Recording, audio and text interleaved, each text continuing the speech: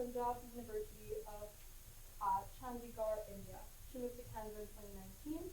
Prior to coming to the UK, she has practiced law in India for 10 years, specializing in intellectual property, media, and privacy law.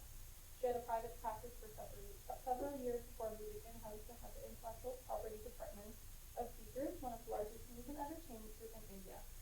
Throughout her practice, she has handled IP for several multinational companies, handling their IP portfolios in India and globally, including launching and advertising brands worldwide.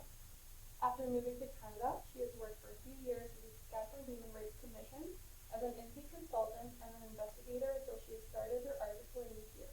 She wants to continue her intellectual property practice in Canada post her completion. Second, we have Vanessa Leon. Vanessa Leon has been with the University of Saskatchewan for over 10 years. She has worked in domestic and international student recruitment and is an academic advisor to prospective and current students. Vanessa has developed programming to enhance student experience and build relationships with prospective students and their support networks, which resulted in being named Advisor of the Year in 2017 to 2019. Vanessa earned her BA in Public Administration from the University of Saskatchewan and MA in Higher Education, Administration, and Leadership, with a specialization in Business Development and International Education from Royal Roads University. Her research interests in systems leadership, and strategic planning have been instrumental in recruitment program development. She has a work proficiency in Spanish and beginner level Italian. Vanessa is excited about her work in the international office to enhance her language skills and professional network. Outside of work, Vanessa is also principal second violin of the University Symphony Orchestra. Vanessa manages the partnerships in regions including Africa, America, Oceania, Eastern, and Southern Europe. And I'd like to get Ryan to introduce himself real quick. Good morning, everyone. I'm sorry I'm just joining, had a moment's notice, so it took some time to do a proper introduction, but my name is Ryan Litsky. I currently am the Associate Director in the Central Service Centre of Indigenous Services Canada. I've been working for the federal government for 4 years now, and I handle treaty-based relationships between First Nations partners and the Crown. I'm there signing legislation and negotiations on the ground level. So every week I go down to communities and meet issues. I do have 2 degrees from the University of Saskatchewan, one in political studies and the other one in public administration. And I'll keep it short and sweet, but I'm happy to be here today. Thank you so much, Frederick. I, Elsie Ganga, am the Speaker of the House and Third Speaker. I may be referred to as Honorable Speaker. Each debater will deliver a 7-minute constructive speech. Anyone besides the third speaker or silent can also deliver a 4-minute reply speech. I will be counting down and providing time signals. Paper signals will be shown as each minute passes, as well as a 30-second mark displayed by a C handshake, ending with a 10-second countdown with my hand. I will also flag the desk at the end of protected time, as well as the start of protected time, which is the first and last minute of the constructive speeches. There will be a hard stop for all speeches at 7 minutes with no grace period. I will take stops. Points of information will be allowed during the constructive speeches, but not during the first and last minute of these speeches, as this is protected time. POIs are not permitted during the reply speech. Points of clarifications are allowed, but may only be offered in the beginning half of the first government speech outside of protected time. Points will be deducted for any debater who interrupts another excessively or maliciously. Are there any questions regarding the rules? Awesome. I'd now like to call upon the first speaker to introduce the government speech for 7 minutes.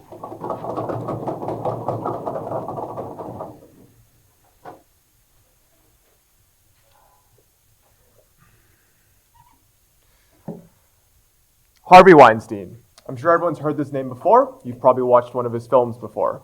But the reason we're interested in Harvey Weinstein today is not his filmmaking, but what he did outside of that. And more specifically, how he treated his employees. For decades, he mistreated and sexually harassed many of his female employees. And it was covered up for decades because of the current status quo in the United States that also applies for the context of the debate today. Which brings me to the resolution. This House will not allow out-of-court settlements for workplace sexual harassment.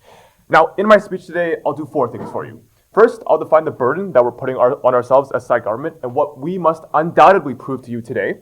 Second, I will go over Sask government's definitions and what terms we'll be using for the purposes of this debate. Third, I will go over Sask government's model and how we plan to implement this resolution in the real world. And lastly, I will go over Saskatchewan government's 2 constructive points. I will personally cover how this resolution ensures accountability of everyone in society, while my honorable partner will talk about how this resolution ensures that justice as a mechanism is upheld in Canadian society. So first, let's begin with the burden. For the purposes of today's debate, we are setting Saskatchewan government's burden as in-court settlements ensure accountability of offenders and a healthy Canadian society. For definitions, we are defining this House as the Government of Canada. We are defining not as allowing as making it illegal or not permissible. We are defining out-of-court settlements as settlements that are primarily awarded between the plaintiff and defendant in a private matter, and so it's not settled under legal record, and there is no record of it in a courthouse for that matter. And we're defining workplace sexual harassment as legal claims regarding sexual harassment in the workplace. And so, as for our model, we propose a 10-year implementation plan, and this gives enough time for judges to develop judges and future legal practitioners regarding this resolution, and gives enough time for the legal system to accommodate these changes. And how this our model would work is essentially sexual harassment claims can only be tried by a jury or judge if they are related to workplace sexual harassment. And essentially how our model would look is under the status quo currently, injustices are covered with money. So I talked about Harvey Weinstein earlier. The reason we didn't hear about all those injustices was because they were settled privately out of court. There was no record of them, and it was only because somebody found out about those private settlements that those injustices came to light. This is not a society we want on side government, and not one that we hope side opposition would not want either for Canadians. And so under our model, victims are not pressured to cover up these injustices simply because they are put in a position of financial instability, emotional distance, or any other instances related to external factors. We want these injustices to be put up in front of the public so that a reasonable, unbiased third party can assess whether or not actual injustice has occurred. And said opposition might come up here and say, well, that might cause a significant strain on the legal system. And to their point, we agree. However, to us, what's more important is not the short-term strain on the legal system, but ensuring that injustices are not covered up every single day in Canadian society. With our resolution, we are still allowing these individuals, depending on the size of their sexual harassment claim and depending on the severity, to bring this up with their internal HR departments at their workplaces. And in addition to this, even if we assume that there is a strain on the legal system, what this will do is ensure that there are less sexual harassment claims in the future by companies that are guilty of these crimes, as well as, and even though there might be a strain initially, what the long-term result is, that's what we care about inside government, is the long-term results for Canadians, is that there might be a strain initially. However, over time, these companies will feel less obligated to cover up these acts and will actually have trust in these claims when they come up again. And so the important point to drive home is that side government cares about a long-term Canadian future where injustices are not covered up by these corporations, by anyone that is committing these crimes in the workplace. And so that brings me perfectly to my first point, and that's accountability. And so why is this resolution so important? The biggest difference between the current status quo and our model is that the publicity of in-house in-house legal settlements is ensured with our resolution. When you look at the status quo, things can be covered up with money. It's quite easy. Corporations have billions of dollars. Throwing $100K at an individual is a lot of money. However, for a corporation, that's simply nothing. And so these injustices are covered up. Do we, as a society, want to say it's okay to cover up sexual harassment for the price of a new car? That is not the type of society that we on site government want. We want to ensure that these injustices are brought to light every single day that they exist. And that is something side opposition cannot offer on their side of the house. Looking at corporate culture, with our resolution, what we ensure is that corporate culture is healthy for years to come. So when these cases are brought into in-house courts and settled, there's a legal record. Individuals can see whether or not these companies have actually been committing wrongdoing. And what this means is that these companies will not do these things in the future because they now know that they cannot cover it up. Yes, I'll take your point. Yeah, what about the potential for damaged corporate reputation from perhaps somebody who's accused that is acting on this outside of the corporation? Like obviously the corporation is not liable for somebody who is committing sexual harassment within the workplace. The corporation is separate. Yes, that's a very good point. And while the corporation is separate from the person who actually commits those crimes within the corporation itself, we want to ensure that the corporation is not trying to hide anything for their own doing. We think that it's highly unethical just because the corporation hires somebody to cover up the wrongdoing of someone in their organization. That is not the type of society we want as Canadians, and that's not the type of society that we want those people who have been victims of sexual workplace harassment to feel like. We don't want them to feel like my company doesn't care about me, and neither will any company in Canada, because they can just cover it up in the future. That is not a type of society we want, and the one that we care about is ensuring that everyone is held accountable, whether that's the victims, the corporations themselves, or the person who committed the sexual harassment claim. And so, to sum up what we've told you today is that we don't want a Canada that is responsible for creating an individual like Harvey Weinstein and protecting that individual. We want a Canada that cares about justice being met in every day in society. That's what we care about. On-site government, we care about a Canada that is for everyone. Thank you, House Speaker. I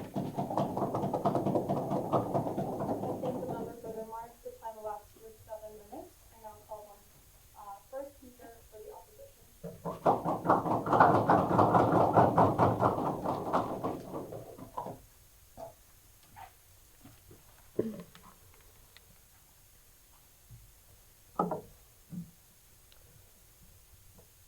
Thank you, Honourable Speaker, for having us here today to discuss this important resolution that this House will not allow out-of-court settlements for workplace sexual harassment. Side opposition opposes this resolution because of the choice that it takes away from the victim. So I'll start by getting into some clash.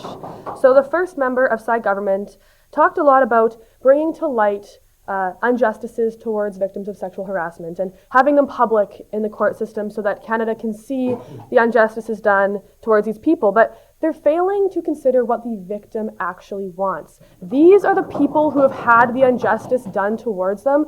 Why are we making a decision for them saying that they must have their case public and they must have what has been done to them on the forefront of media? This is something that we believe on side opposition should be left to the choice of the victim. If the victim chooses to take their case to court, we believe that that is great for them because that is what they chose as a victim. We also believe, though, that the victim should have the opportunity to say, you know what, I want to settle this within the internal regulations and policies in my workplace because that is best for that victim. And we believe that that victim has the right to do so in their workplace, and that should not be taken away from them. It should not be illegal to settle sexual harassment cases in the workplace in Canada. We are very much opposed to that on side opposition. So they mentioned how, as well, that corporations may pay millions of dollars for sexual harassment cases in Canada, and that this is not okay. That how dare they pay money to a victim to settle it and to keep it on the down low. But how we feel is that if the victim chooses to accept money to settle a sexual harassment case, the victim chose to accept this, meaning that is what they believe is to be a good settlement. So the victim here, again, the whole key here is the choice. If the victim says that monetary settlement is what they believe is going to be best for them, we believe on side opposition that is what is best. Yes, I'll take your prayer this time. Have you failed to consider that the victim might just be taking the money because they have no job or external factors that they are unable to control because of the sexual harassment? I understand. What we believe on side opposition is that if they take the money, that is on them as an individual, freedom of choice to say, yes, this is what I want, this is what I believe is best for me. They still have the opportunity to go to courts. We're not taking that away from them. If they believe that the court system will do their case best, then they can take it there.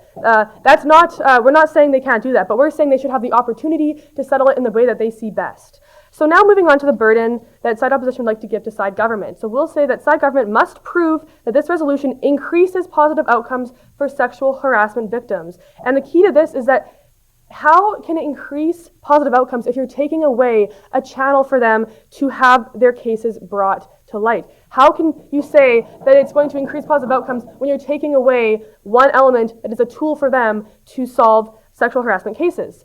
The speaker order on side opposition today will be, I will talk about the impacts on the victim and the importance of choice. Our second speaker will talk about the issues in the court system and as well corporate incentives and how it affects the corporation. And our third speaker will dive deeper into these points. So now moving on to my constructive arguments. So there are some benefits of out-of-court settlements that side government has failed to bring forward. So they are less public, and in some cases, this is better. So having a sexual harassment case go public is now tied to your name. And this can create a lot of different types of relationships in a workplace that the victim should have the choice to keep private. So we want to make sure that if they want to keep their case less public, they have the ability to do so. And having an out-of-court settlement allows the victim to choose this. Again, they don't have to choose this, but it at least is an option for them to take. Yes, I'll take it So to do you believe that it's better for a corporation to keep it private, the settlement, rather than take the measures to keep everything as safe as possible in the workplace? What we believe on side opposition is that is the victim's choice, not the corporation's choice. The corporation cannot control if the victim goes to the court system for a sexual harassment case. But what we can say is that the victim should have the ability to solve this sexual harassment case without having to go to the court system. It should be their choice at the end of the day. As well, moving back onto the benefits of out-of-court settlements, there's the ability to keep it confidential and internal. So if they want to keep their job, if they want to keep workplace relationships at par, they have the ability to do so. Sexual harassment does occur on a scale. So, we're not saying sexual harassment is ever okay. However, there's a difference between an employee maybe making an offhand comment versus other forms of sexual harassment. And maybe the victim of this comment wants it to come to light in the workplace so that it doesn't happen again, but they do not want to go into the court system to solve this. There's ways to go about things that do not require the court to be involved and that can actually increase the workplace culture in the future to better foster a safe environment. So this is what we want to see on opposition, is increasing the safe environments people work in to mitigate sexual harassment in the future.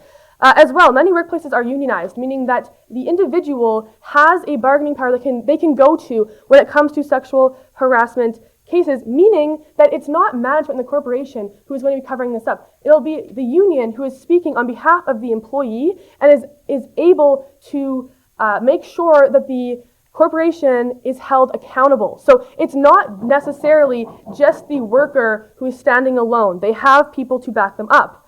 As well, the legal system can increase stress and trauma on an individual. This is a stressful process. They have already been through stress. They have been sexually harassed, and now you want them to go through the court system, which is going to be months and months of stress and trauma. Lastly, I'd like to talk about just in general the taking away tools from victims and the disproportional effect on individuals. So the court systems are expensive and timely, or take a lot of time. So what does this do? It is not necessarily available to people who are lower income. As well, people who have to work cannot always just take time off work to go to the court system for the multiple meetings before you get into the court system and for the actual trials as well. So what you're seeing is that people who need help, if you make it illegal for them to do out-of-court settlements, you're saying, well, now you can't talk about this outside of the court system, but you also are unable to access the court system because of your monetary restraints as well as time restraints, and they're left with no option. Do we really want to see no option for these individuals? On side opposition, we believe in choice and accessibility of justice for victims of sexual harassment. Thank you. Thank the member for their remarks. The time elapsed from 6 minutes and 58 seconds. I now call upon the second speaker for the government.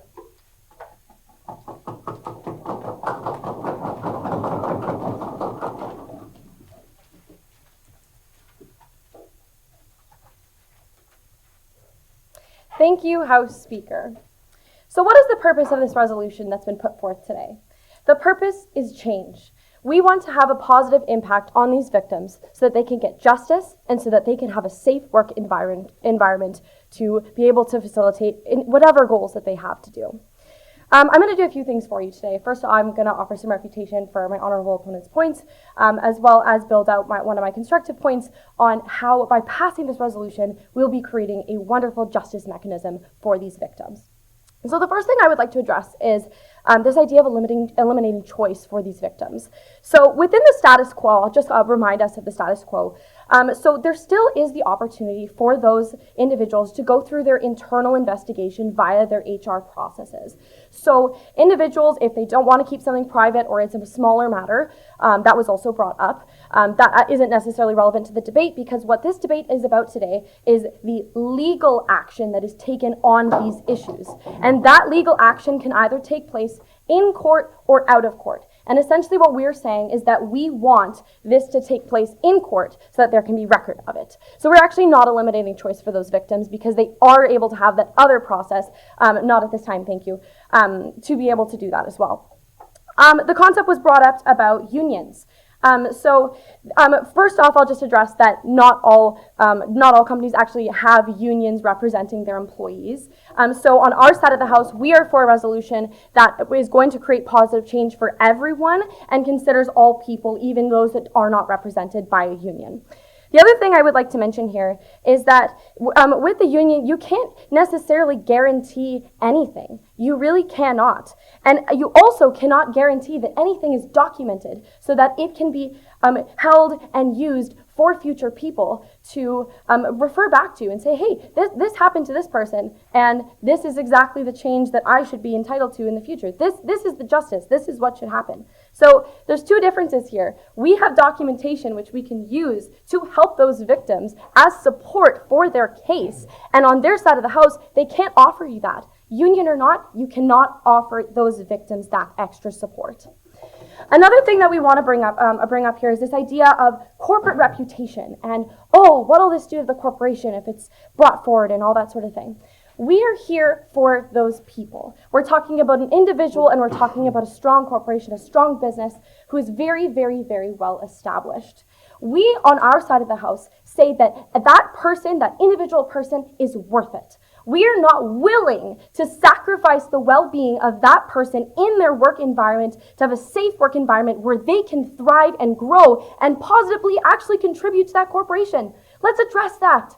If we support these individuals so that they have a safe work environment where they're not harassed and we're having these offenses go down, I can do my job better, and in turn, I will be supporting that corporation. I will be creating that positive change.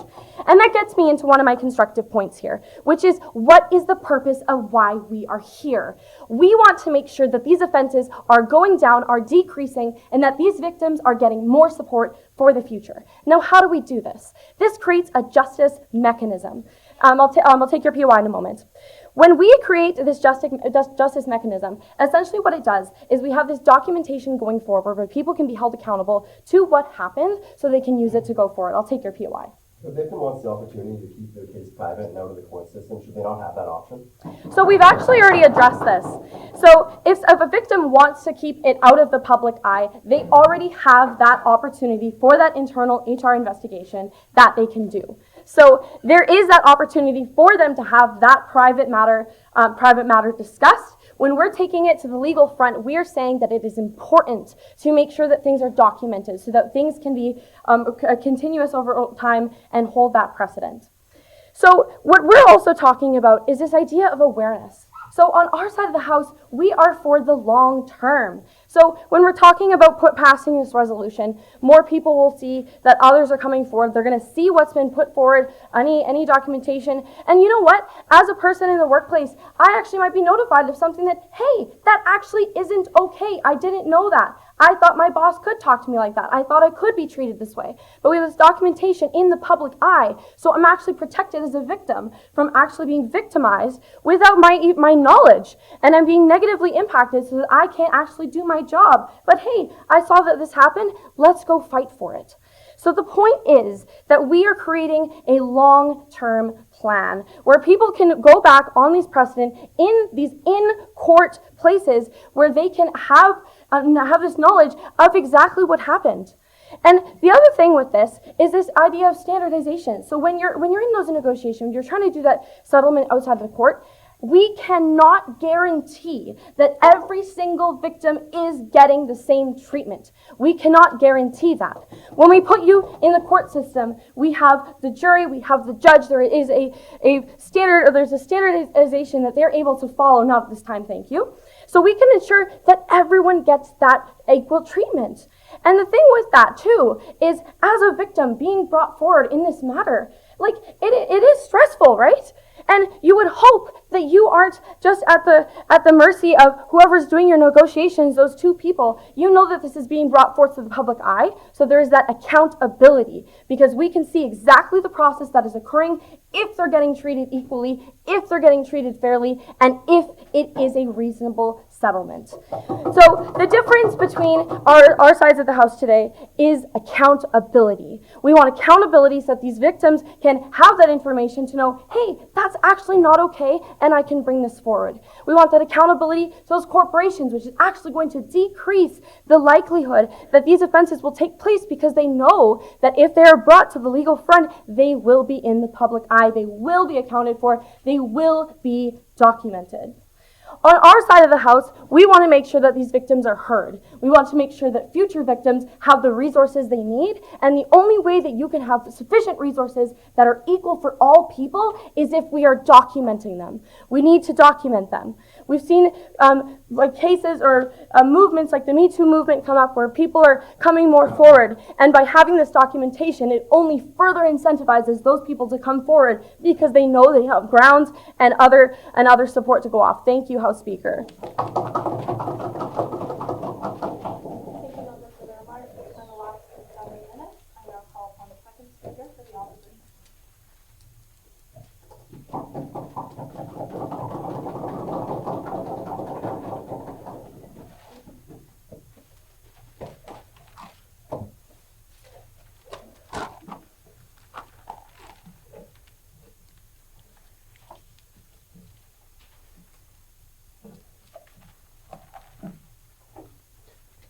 Well, thank you, Honourable Speaker, for a good round that has been brought forward, a good resolution that's been brought forward by side government today. Now, before I get into any constructive arguments on this particular resolution, I'd first like to clash with the members from side government before me. Now, the members of side government have expressed this belief in the current justice system, the current court system, and painting this illusion that the court system is perfect. Painting this picture that justice is always served, and it's always served appropriately. But the reality is that, that the court system that they believe is completely fair and completely just is just simply not true. Now, they mentioned an example about Harvey Weinstein and about, millionaires being treated differently and being able to settle claims.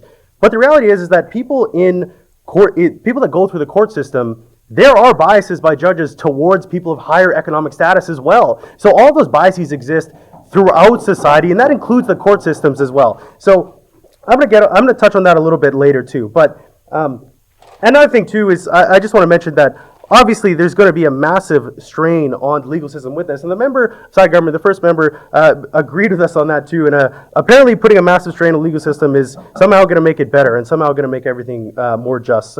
And to quote the second member side government too, who also affirmed that the court system was reasonable and unbiased, and I would like to say that is absolutely not the case, and I will get into that in a second here. Now, furthermore, another quote was that we currently cannot guarantee that every victim is receiving equal treatment. Now, in the court systems, we also can't guarantee that every accused person is receiving equal treatment either, because we have multiple judges, we have multiple juries, many different people that have their own biases, have their own opinions on things, and make decisions that can be different across the board and far from equal at every level. There's no way we can do that. And another point too, usually when everything is equal, what we're doing is we're denying choice and we're denying freedom. So that's exactly what we talked about on our side of the house when we talk about giving choice to the victim, especially if that is what they want. Now, to continue on here, so let's talk a little bit about the court system. Okay, so the court is incredibly inefficient. It's incredibly slow and could take months to years even to process those claims, let alone actually make a decision on it. So, and even once the decision is made by a judge, there's no guarantee that punitive action that they're calling for will even take place. As I already said, judges are going to take their time, they're going to make their own decision. We have a system where it requires heavy evidence, overwhelming evidence to actually prove something in that court of law. Unless you have that, the claim is not going to go through, and what we're going to do is spend a lot of time on things that aren't going to guarantee the justice that side government thinks they're going to guarantee. Now, so now what we have here is take an example. We have a months-long, years-long even court battle that represents a very uncomfortable waiting period, primarily for the victim who we're really affecting here. We're not helping them at all. Imagine that months-long waiting period. Imagine you're a victim. You got harassed in the workplace. You're submitting that through the court system. You're waiting months. You're waiting years even for some kind of punitive justice that side government would have you believe is going to happen. And then at the end of all of that, there's nothing. So what have you really solved here? You haven't helped the victim at all. And you know, the reality is when we're helping the victim is when we're giving them the choice to settle these things so that they can actually get something out of this uncomfortable and severely unfortunate situation that they're in. I'll take the POI. Would you not agree that the reason why the court takes so long is because this is not standardized in the legal practice yet, and with this resolution it would be and would not take as long as you suggest? No, I would argue the court inherently takes a long time because of the nature of Canadian law, the Canadian legal system. This is not just specifically for claims like this. I'm talking about the court system across the board for any sort of crimes, any sort of offenses. There's this great waiting period because how it's designed is innocent until proven guilty, overwhelming evidence, bureaucracy, all sorts of checks and balances that needs to go through. This thing is inherently long and and it applies to all sorts of different aspects of the court system, not just sexual harassment claims. Now, furthermore, judges and juries are inconsistent, and the legal system, as I already said, favors people of higher economic status. Now, you know, wear a suit, put on a tie, show you're a contributing member to society, and the court is much more likely to favor the accused, and then nothing actually happens. So why does this matter? So once again, side government will have you believe that the court system is perfect, justice is always going to be served. That's not true. Judges are subjective. Again, overwhelming evidence required, and then technically speaking, once again, we operate on that innocent until proven guilty. So which means there are many, once again, many scenarios where we go through the court and nothing happens. So what do we have here? A long process that costs time and also money, actually particularly taxpayer dollars, especially with a greater strain of the legal system, which is just going to drain more of those dollars into the court system, and then also a complete tarnishing, this leads me to the next point, a complete tarnishing of the accused, a complete tarnishing of the company, despite no actual punitive action from the court in many particular instances. Now, this leads me into my next point. So, publicity of the accused can completely ruin the company's reputation, and I talked about this in a POI. You know, especially in cases where the company is absolutely not liable for any harassment. Yes, I'll take the POI. Would you agree that the company's reputation is more important than the safety of a worker in the workplace? Because I don't think that's something that you should stand for when you sit at the House. So here, no, let me get into this here. So a company's reputation is important, okay? A company's reputation is absolutely on the line when they have somebody in the workplace that commits an action like this. And, you know, for that reason, we believe that it's important for that reason because, you know, protecting the companies serve us. They, serve us in a variety of ways, and we don't want them to be completely ruined by an employee that have. And also, the company has every right to dismiss that employee privately and not have any effect on them. So if that company is truly good, which we do believe corporations are good, they can just dismiss that employee and not have to deal with any of the negative publicity of it. So, again, because of one individual, the company would now be under fire, which is incredibly detrimental to them and their operations. And then, finally, if we allow settlements, the accused can settle privately while not affecting the company whatsoever, and then the company can, once again, simply dismiss that employee. We don't have any negative publicity. The accused still gets punitive action from the company. We don't have to worry about anything through the court system. Overall, what we're talking about here is that settlements are good. They give choice to the employee, they protect the employee, they protect the company, and overall offer much more protection than what side government would have you believe. Thank you.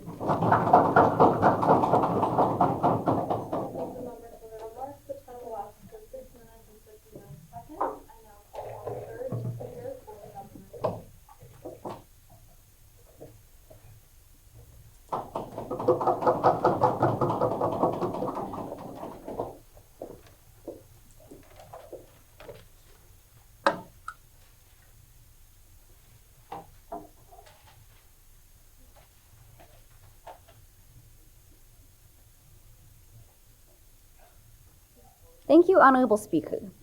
We as side government believe that out-of-court settlements for workplace sexual harassment are detrimental to victims and therefore workplace and Canadian society as a whole.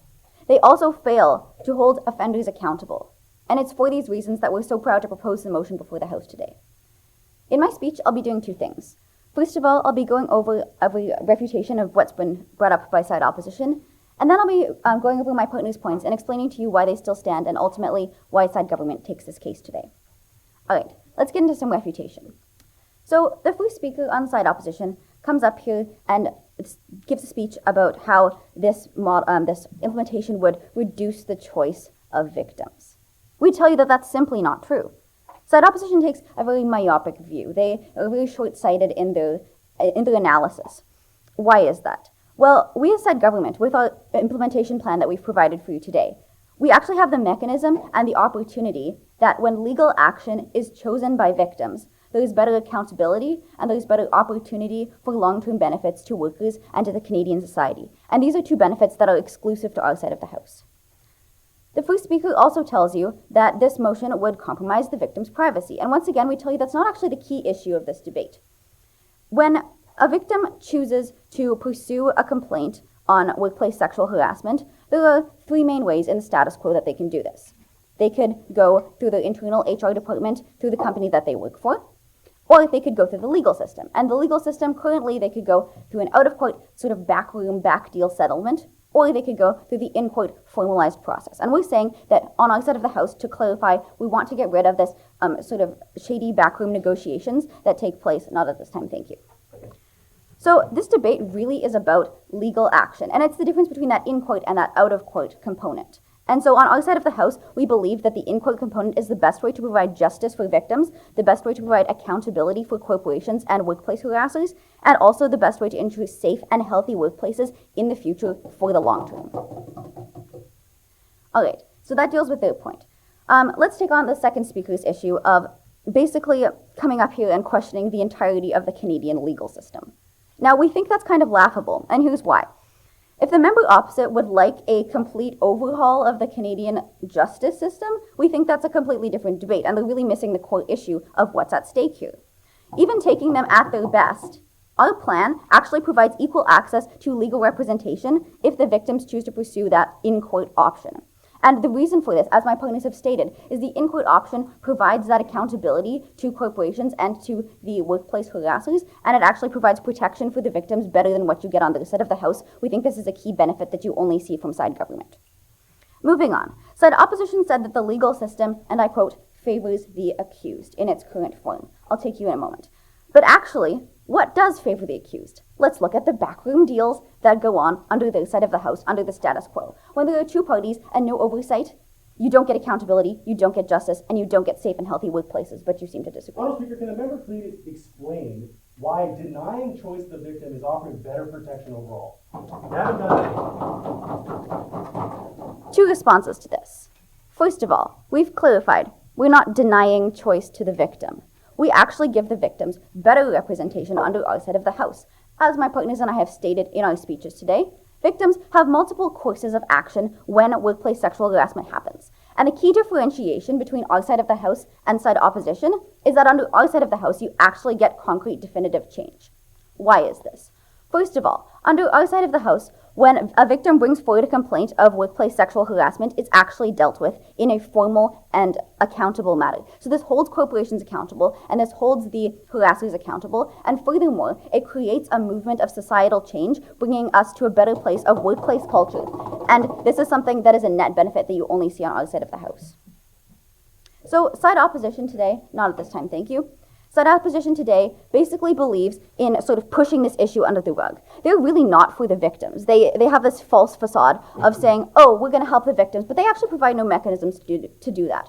Under our side of the House, our model has laid out a definitive plan so that when these workplace sexual harassment incidents happen, victims can actually get recourse. We can actually ensure accountability for the people who treat people poorly, and we can ensure a greater force of societal change. And we think those are three benefits that, once again, are exclusive only to our side of the House. So under their side, you see no accountability and no cultural change, and that's ultimately why all of their arguments fail today.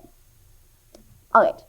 Now, for the last 2 minutes of my speech, I'll be moving on to showing you why my partners' points still stand and are ultimately the crux of this debate.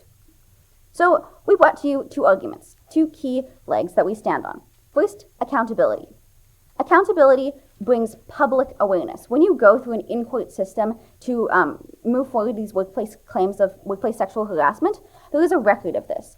You get to, as a victim, have the opportunity to share your voice and to share your story and to prevent that from happening to anyone else. And we think that is a net benefit on our side of the House.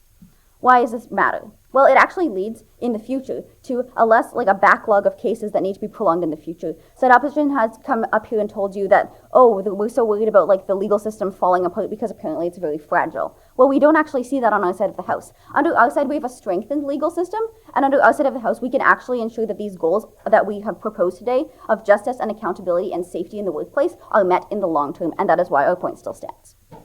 The second argument that we brought on our side of the House is this mechanism of ensuring actual justice. We've told you about the standardization of legal processes, and we've told you about why these mechanisms we've provided under our implementation plan actually give you the means to create positive change for the long term. Once again, side opposition is short-sighted and does not actually consider the needs of the victim or of any other important stakeholders. On our side of the House, we're better for the victims of these workplace sexual harassment claims, we're better for workplaces and Canadian society, and we actually hold offenders accountable, and we give you the mechanisms to do that. Under our side of the House, we believe in the three key pillars of justice, of accountability, and of safe and healthy workplaces. And it's for those reasons that we're so proud to propose the motion today. Thank you very much.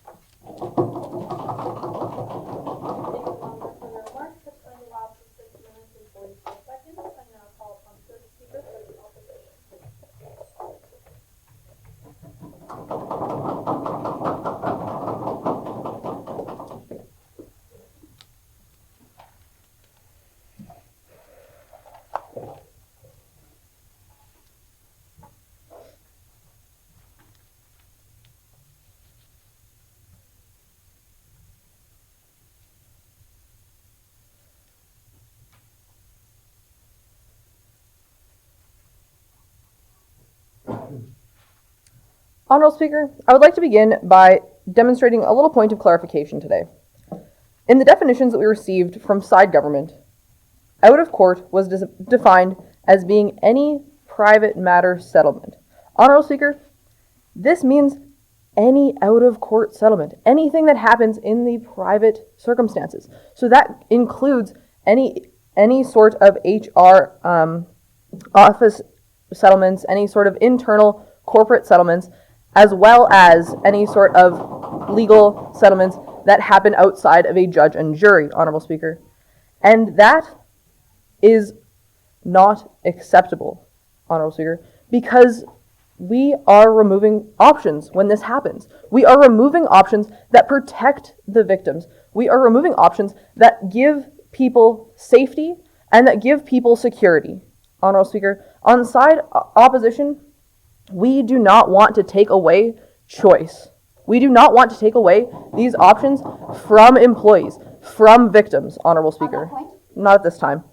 Continuing on, Honourable Speaker, I would like to just highlight the top three things that we're talking about with this debate today. We are talking about the idea of options, we are talking about the idea of efficiency, and we are talking about the idea of affordability. Honourable Speaker, when we look at this resolution, we can see that options play a key role. On side government, they are trying to take away these options, as I've already stated. And sure, I'll take your point. Please explain how your side has options when victims are coerced into taking a settlement. Honourable Speaker, victims are not being coerced. Victims need that choice. Victims need those options. Honourable Speaker, in the first speech of side government, we heard this idea of sort of financial instability leading to forced settlement. And we've heard this idea time and time again of side government wanting the same treatment for all cases across the board. But Honourable Speaker, this is not a one-fits-all situation. This is not a one-fits-all scenario. People need different options. People have different instances, and not all cases of sexual harassment, as we pointed out on side opposition, are the same. Therefore, they should not all be treated the same, Honourable Speaker. People need this choice. People deserve the idea of privacy. People deserve the right of privacy. And people deserve the right of protection. There is a reason why we have not at this time, why we have whistleblower policies in effect in companies, Honourable Speaker, and it is to protect those employees. It is to protect those privacies, and it is to maintain that sense of confidentiality, Honourable Speaker. Not every case needs to go public. in order for there to be an effect, and that is something that is missing in the arguments brought to you today by side government. Continuing on to the idea of efficiency, Honourable Speaker, we have the idea that has been presented by side opposition that courts are inherently slow. They are slow-moving entities because they are trying to provide abundant evidence, and they are trying to definitively prove something, Honourable Speaker. In a lot of cases of sexual harassment, there is a he said, she said dynamic that does not need to be settled in a legal situation, Honourable Speaker. It can be settled in-house, in corporations, where the corporations have a stake in the matter, Honourable Speaker. The court system does not have a definitive stake in the matter, whereas the corporate institutions are trying to protect their own identities, they're trying to protect their own brand, and therefore have a vested interest in solving the situation and in making both parties receive proper treatment and receive proper circumstance, Honourable Speaker. Continuing on, not at this time, we can see that in the idea of efficiency, court systems can be very detrimental on the mental health and on the well-being of the employees that are going through them, both on the victim and on the accused, Honourable Speaker, because in both cases, they are lengthy proceedings. They take copious amounts of time, and quite frankly, Honourable Speaker, moving into the affordability point, this heightens class division, and it heightens the idea of sort of civil disparity. Because, Honourable Speaker, what side government has proposed to you today implies that the employees that are going through these legal systems can just put their lives on pause, that they can take that time, that they can stop everything that they're doing, that they can stop their work, that they can take the time to go through that court proceeding and to go through it again and again and again and again until there is some sort of solution, Honourable Speaker. This is inefficient and this is ineffective. This is not affordable for most Canadians, and it is not practical for most Canadians. We need to maintain the ability to look into our corporations, to look into private settlements, and to look into legal settlements that happen outside of the definite courtroom to provide Canadians with the best possible solution for sexual harassment and to provide them with the most opportunity. Honourable Speaker, we asked side government to prove that this resolution increases the number of positive outcomes for the victim, and we do not believe that they have done this for you today. I will take your POI.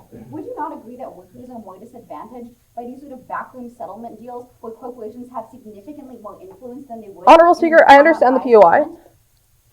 Honourable Speaker, this does not true. Honourable Speaker, employees do not have the best outcome from courts. Employees have the best outcome when they have options. They have the best outcome when they have the ability to see the different options that are available to them, and when they have access to more than just, this is protected time, thank you, and when they have that option to engage outside of those legal systems. So, Honourable Speaker, what have I done for you here today? I have shown you why the three most important things in this debate are options, efficiency, and affordability when it comes to settling sexual harassment cases. And I have shown you why these three outcomes, why these three options are most readily available to Canadian citizens outside of the legal system. When they have that choice, when they have those external settlement options. Honourable Speaker, this resolution needs to pass, or needs to fall. Thank you. Thank you, member, for their remarks. At this time, there will be a minute break while teams prepare for their reply session.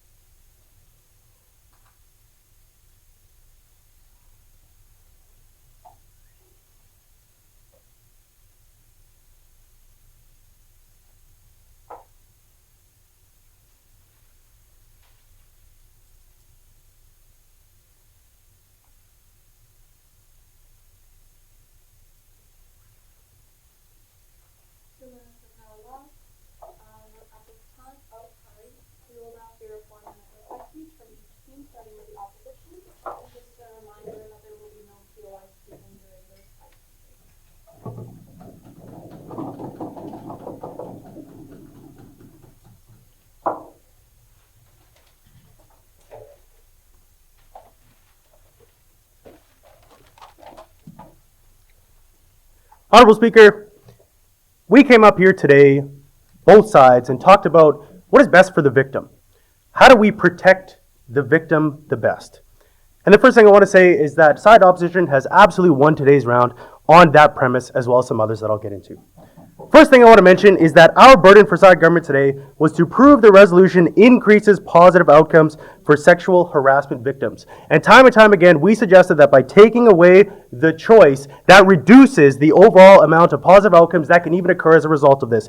We also talked about situations in which no legal punishment is even taken after long periods of time in the court system, in which there is absolutely no positive outcome to the victim whatsoever under those circumstances if the accused is not punished. So that point falls on their side as well. Now, one other thing too is that, once again, we want to reiterate that point of clarification we brought up too, is that the out-of-court settlement was defined as any private settlement outside the court, and they would have you believe that some of those don't apply, but based on our definition, everything that out of court that we talk about does apply to this resolution. Now, one other thing that I want to talk about at the beginning was this idea of economic status that I brought up as a result of the Harvey Weinstein example. Now, I flipped this example in favor of the opposition because I had demonstrated to you that economic status is something that matters in the courts as well, and people are not treated equally in the courts, just like they are not treated equally within society. So again, that point falls on their side as well. Now, when we're talking about the victims, let's get back to the victims for a second.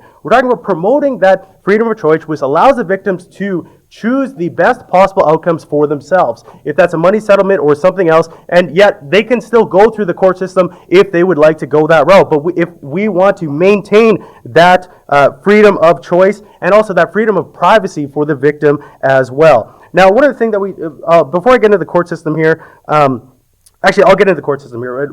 I'll talk about firstly what side government had said and expressed a belief in, but nothing to back it up, was that justice will always be served, and they have absolute faith in the court system every single time, and it's going to be equal every time. And we come up here and told you that is just simply not the case. And side government time and time again undermined the complicated nature of the legal system and all of the different aspects of it that go into making a legal decision. There's multiple judges, there's multiple jurors, all with different opinions. And one thing that I want to talk about too is the court system is incredibly inefficient and incredibly slow. Side government proposed 3 pillars of a court system, and I want to propose three pillars as well that plague the court system. Let's talk about biases, cost, and time. Now, under their resolution, we eliminate none of those. Under our resolution, we eliminate at least 2 of them, and that's the cost and that's the time, by giving options to the victim. Now, another thing that I want to talk about here is that let's talk about the cost for a second. So we have a incredible strain on the court system, which results in taxpayer dollars, and then side government would have you believe that somehow putting more strain on the court system is somehow going to make it faster. In fact, they address that in a POI, and that simply does not make any sense. Now, continuing on to the end of the round here, what we talk about here is the corporation. And we talk about how the corporation has a vested interest in solving the situation because they are often separate, and most often separate from the accused. And we don't want to damage the reputation of the corporation. And furthermore, the corporation maintains that choice to actually develop and maintain a healthy workplace. We can still have a healthy workplace because the corporation can determine, it can be achieved through the private dismissal of the employees who commit those acts. So overall, side opposition has won this round. Thank you.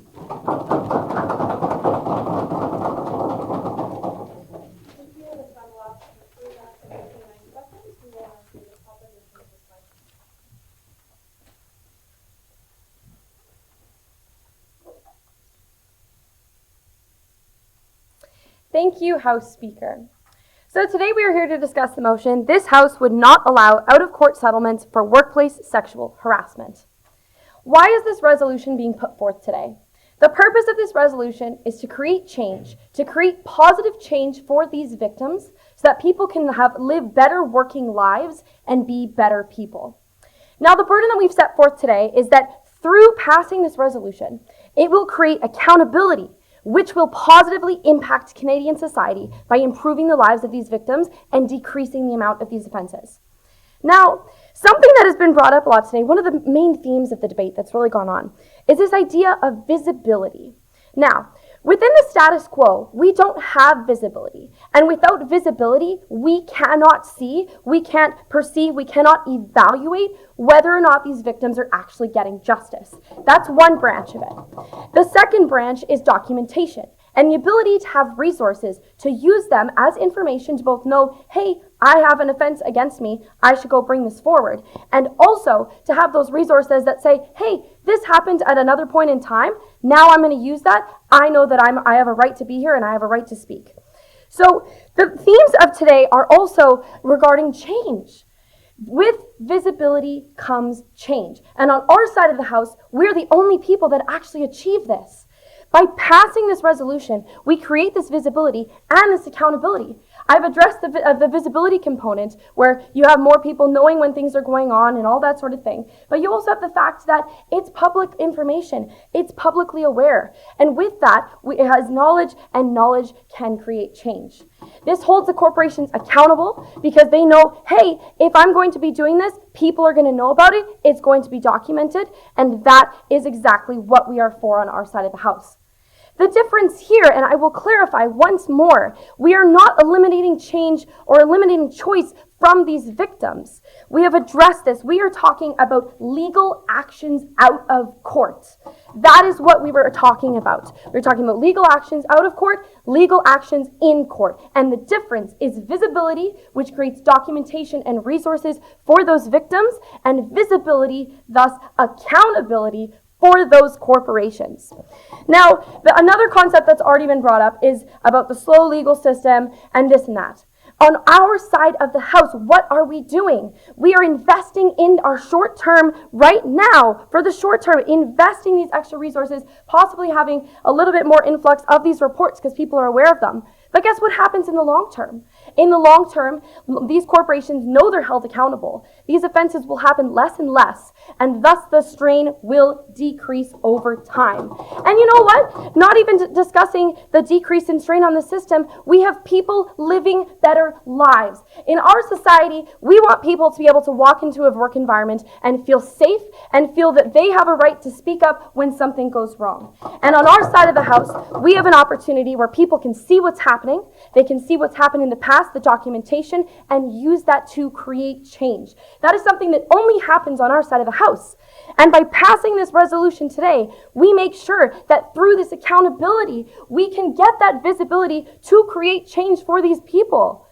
Our side of the house is the only one that is actually creating positive change for these victims. The only one that is actually going to not only help them when these situations do occur, but also make sure that these events are actually prevented. And that's what we're for on our side of the house. We need to invest now so that in the future we can have positive change. And for all of those reasons, I am so proud to propose this motion today. Thank you very much.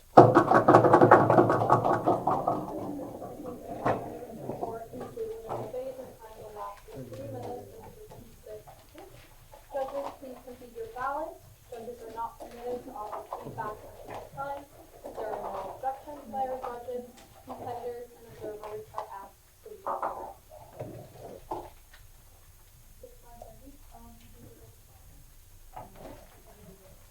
What was your letter?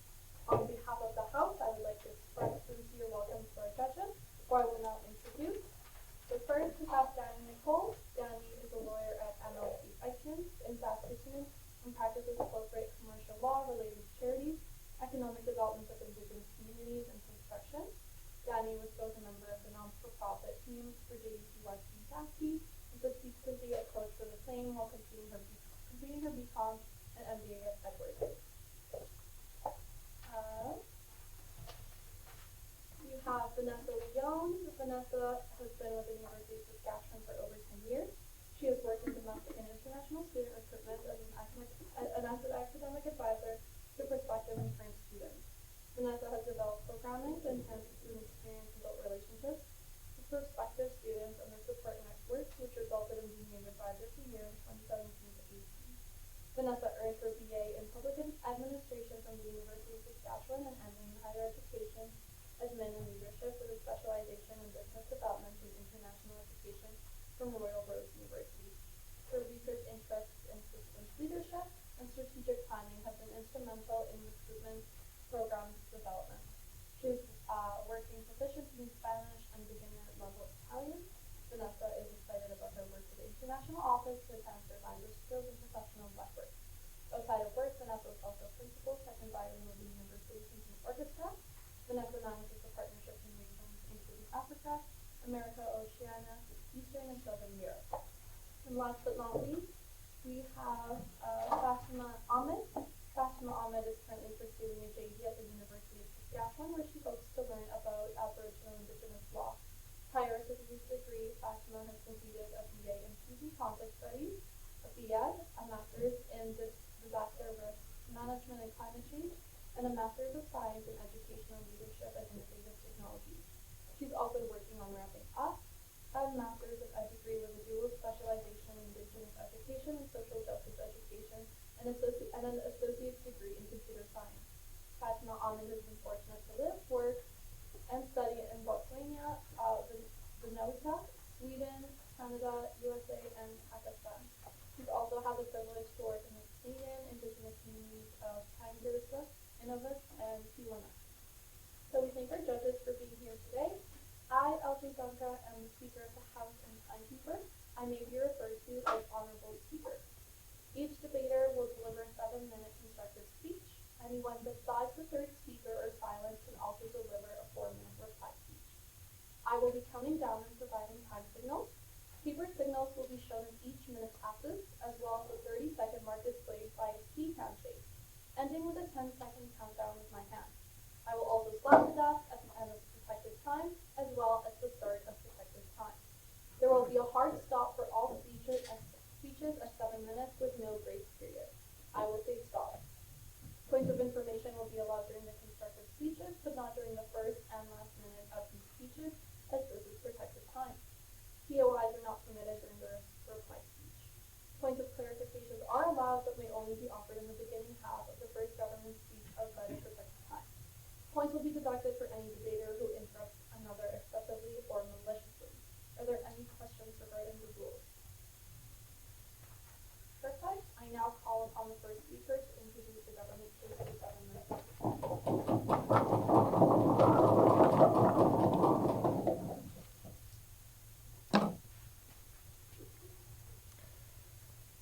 Honourable Speaker, this government today is bringing forward a motion that would not allow for out-of-court settlements for workplace sexual harassment. Our aim today is to act out true justice. That is what our motion today is serving, and that's the goal we're trying to aim towards with our model today. The burden we're trying to prove today is that in-court verdicts result in better protections for victims and better upholding of justice than simple settlements outside of court. But first of all, I'd like to define exactly what this resolution means so that we know what we're talking about today when we refer to out-of-court settlements and workplace sexual harassment. When we're referring to out-of-court settlements, we're referring to civil cases that are solved using the payment of settlements outside of a court of law, where they would be acted out in a tort law court. And then by workplace sexual harassment, we're referring to unwanted physical contact conducted in the workplace or in a workplace-related setting, or between coworkers outside of work hours. And it can also refer to verbal harassment and not necessarily physical. So moving into our model today, what we are trying to accomplish, as I said, is acting out true justice. And with this model, we're going to be establishing a fund, helping support victims of harassment with costs including therapy, legal fees, and other costs incurred in the process of prosecuting that civil case. We'll also be creating a hotline for victims, an easy-to-call 3-digit number to ensure that this service is as easy to access as possible for victims, and that they'll be assigned a case agent immediately to help them prosecute this case and get the justice that they ultimately deserve. So today we're going to be talking about a few different things for our argumentation and our support for this motion. The first of which is the incentives that this would place on businesses to root out cultures of sexual harassment and make sure that they are engaging in business practices that promote the safety of their employees and prevent the need for cases to be brought before the courts for sexual harassment. And then in our second speech today, we're going to be speaking about the effects that this will have on victims and the supports that they will have now with this new motion to ensure that their mental health and their well-being is preserved and that they're also able to get the justice that they deserve. So there are 3 things that this does for corporations that's going to, as I said, promote the rooting out of a culture of sexual harassment in those corporations and organizations. The first is the incentive of avoiding major PR disasters, because sexual harassment cases, as we've seen with several corporations, are often incredibly costly PR debacles for those organizations.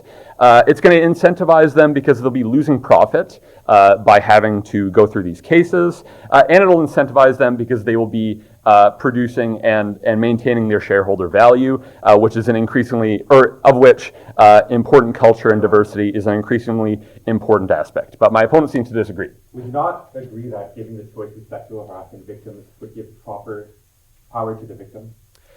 Yes, I would agree that giving choice to sexual harassment victims is good, but the problem is that that choice is all too often manipulated by people who are willing or who are often working to make sure that their interests are taken care of when those corporations are working to maintain their own PR and avoid engaging in all the incentives that I'm going to discuss in my speech.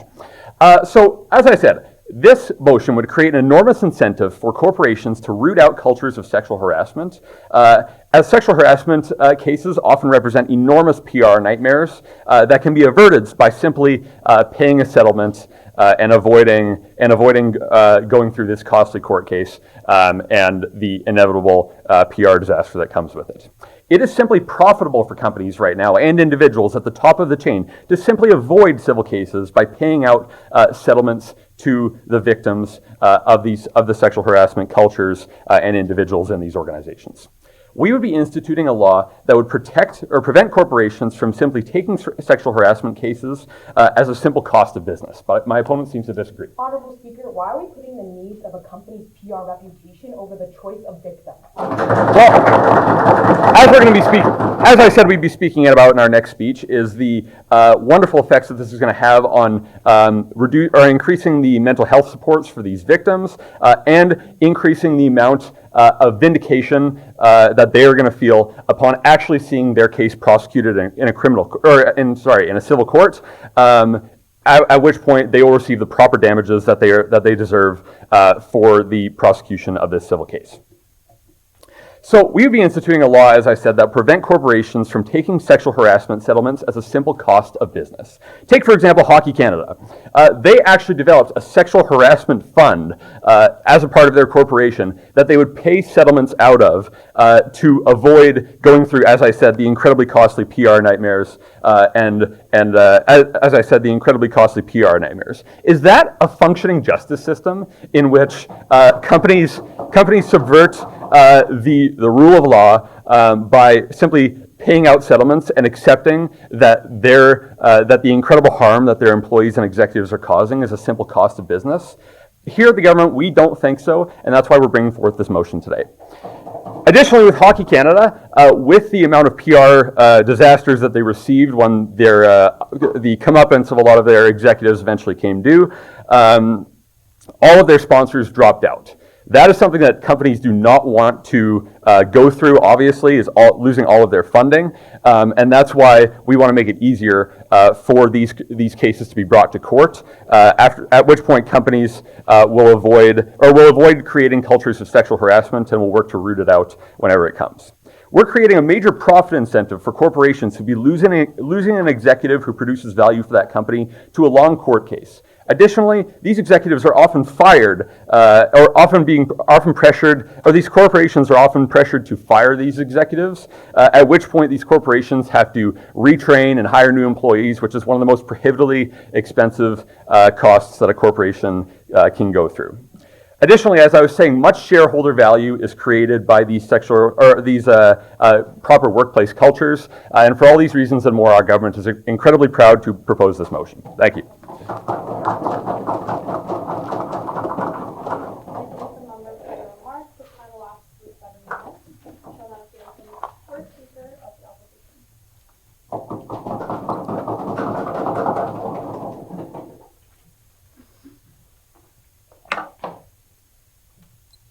Honorable Speaker, all we heard out of side government mouth is what was better for the company.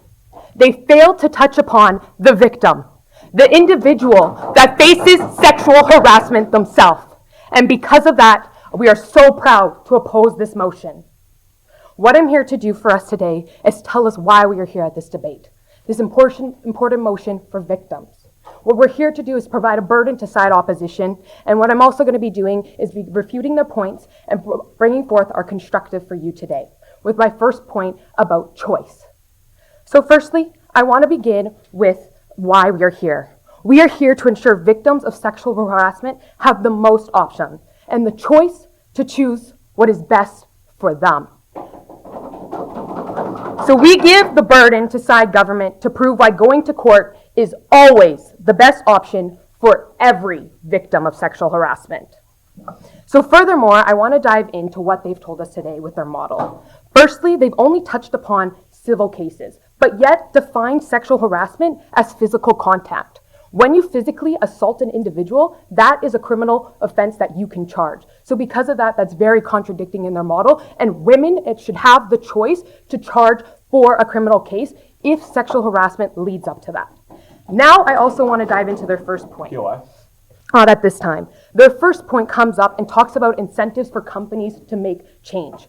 Companies should already be doing this. Companies should be putting initiatives at hand to ensure that women work in a safe workplace, that sexual assault victims does not happen. So to bring up all these initiatives and assume that it's going to happen with this motion go at hand is not true and is a false narrative. But then I want to talk about the examples they use, why you shouldn't go to court. You shouldn't go to court because of the PR claims that you're going to have. What about the victim? Why are we putting the PR of a company over the victim and over what they have to endure if they go into court, which leads me into my point as well. And then they also talk about the Hockey Canada example. POI. But before I dive into that, I will take your POI. Does the opposition not agree that companies creating better workplace cultures, as our model would incentivize, would result in better outcomes for victims? Companies are incentivized today. Companies have a responsibility, a corporate responsibility to their individuals. It is already happening. Passing this motion or not does not change that option. What it does change is the options of the victims to get the justice they deserve. That is the root cause of today's debate. So then I also want to talk about their Hockey Canada example. They talked about only the companies, only the sponsors dropping out. What about the victims? What happened to the victims? What choice did they have? And not only that, it was an assault case, which is out of their scope of their model that they brought forth, but that was only civil. So furthermore, we can see that their first point falls because we're not here to support the companies, not at this time. We're here to support the victim, which leads me into my first point today about choice. Why we need options for all individuals. So in order to do this, I'm going to be doing two things. Telling you why going to court is not always the best choice for every victim, and then telling you why settlement can be a great option for individuals, and to ensure that you have the option yourself to choose because every individual deserves the choice. So allow me to explain here their side of what it means to go to court. Going to court requires long wait times, so you may not get this addressed right away. Secondly, the hardest one of them all is what you're doing is you're forcing the victim to sit up on that stand, look their assaulter in the eye, and go through that trauma again. Sit there and relive what they had to go through. Sit there and explain the story. Build the courage to express what they had to endure. And what's worse is you could go through all this trauma, all this agony, sitting up there on the stand and still lose. We don't accept that on our side. What we're saying is you can have options. If you choose to go to court and that's what you want to brave, we're allowing it. But if you choose to want a settlement, we are allowing that too, because every sexual assault victim deserves the choice. But yet you seem to disagree. Yeah, I would disagree with that. Honorable Speaker, would you not agree that the court is the most equitable and fair way of trying? And in a lot of these choices that you're... Honorable Speaker, I do not agree with that at all. Where is a low percentage rate of those going to court because of the high burden that you have to prove in these court cases of what happened to you? That is why going to court is not always the best option. And then secondly, third reason why going to court is not always the best option is the reputation of the victim itself. Court cases are public. That means if you lose, your reputation out there is that you were that victim that didn't get the case you wanted. You are now seen going to work as that one that made that false harassment case, even though it may not be the case. So because of these reasons why going to court is not always the best options for women or for sexual assault victims, we should not allow this motion to go through. And now secondly, leading into my point, why settlements are a good option as well for some individuals, because it is your choice. That is the root cause of today's debate, is allowing victims to have the most choice that is beneficial to them. Why could settlements be a good option for you? It's because out-of-court settlements are private. You can keep your reputation. What if you're a young intern starting out at your career? Do you want that reputation of yourself out there of that you were sexually assaulted? Or what if you're a big corporate leader? Do you want people to know that you were sexually assaulted? Maybe you do, maybe you don't, but it's your choice of how you want to handle the situation. And then secondly, the option of going out of court settlement is you do not have to face your harasser. You don't have to endure that trauma, the build up to do that. And also, what also is like, and so this leads me then to finalize that these may be some options for you of why you would or wouldn't want to go to court. But these are your options. These are your choice. And what we are allowing on our house is to ensure that all women, every woman different, every sexual harassment victim is different, has the option for them.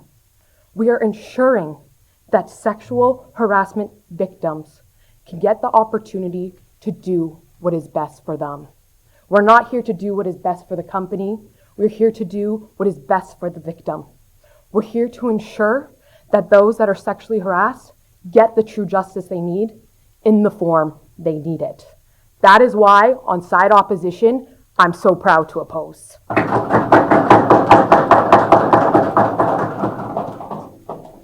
thank the member for their remarks. The time elapsed for 6 minutes and 54 seconds. I now call on the second speaker for the government.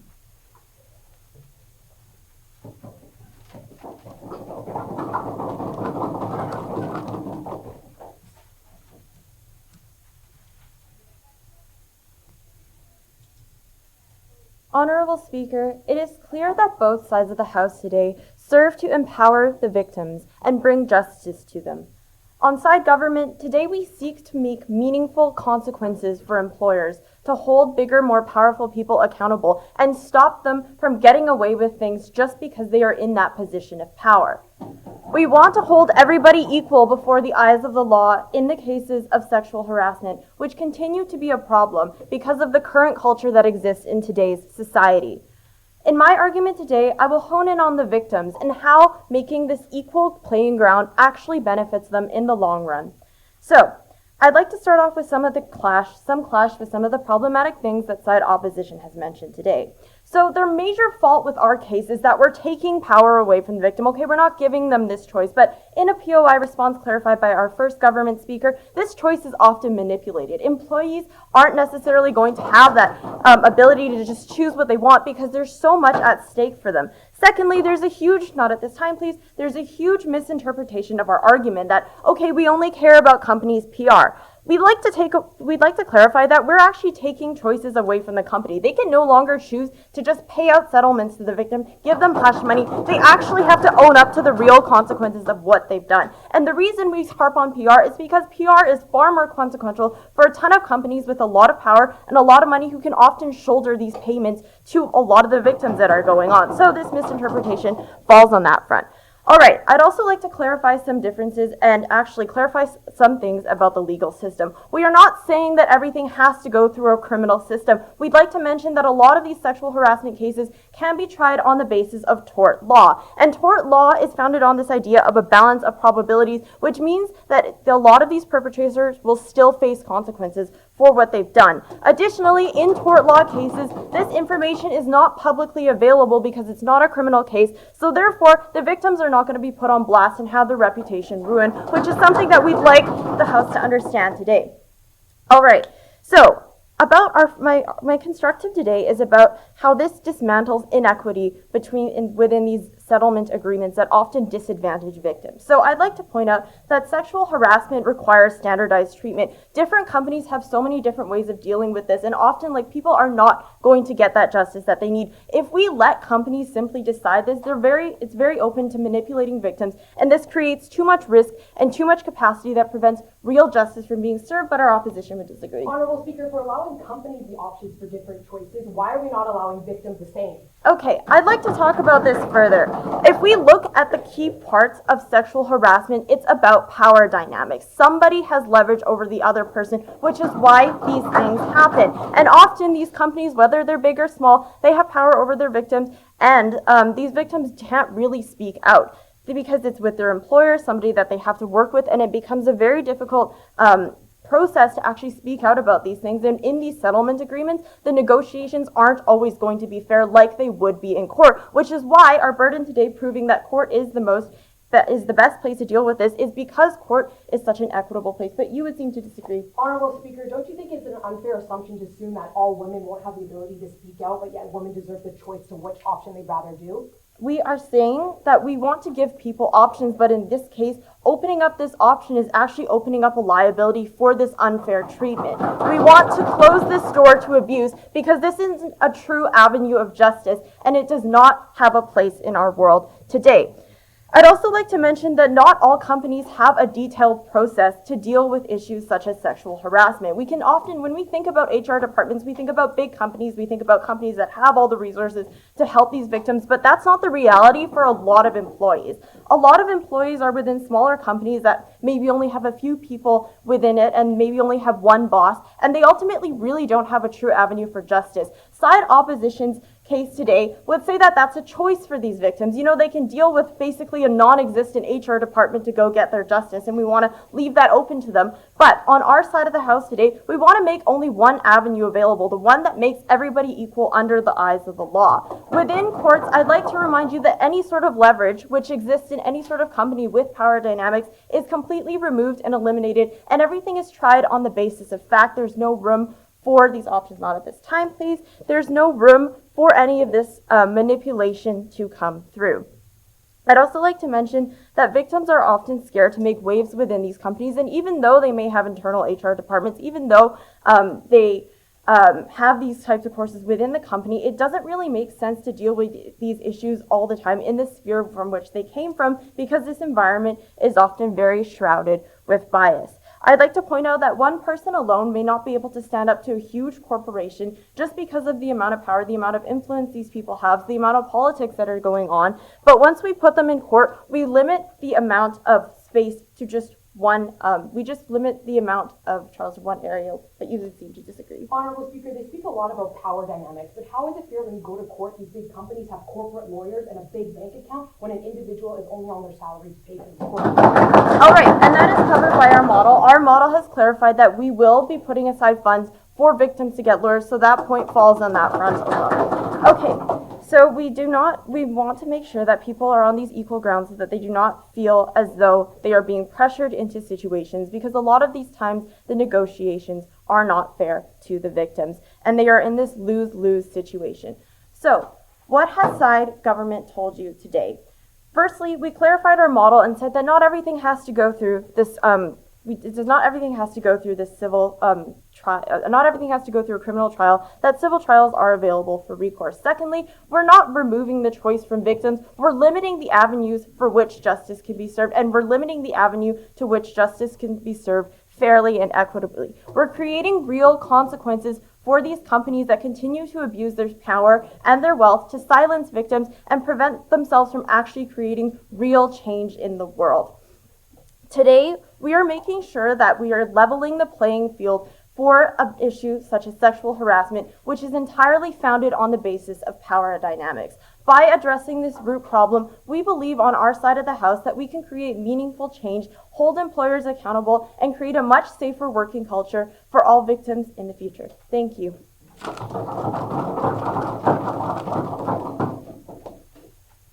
you, members of the board. The time elapsed is 8 minutes and 54 seconds. I now call upon the second speaker for the opposition.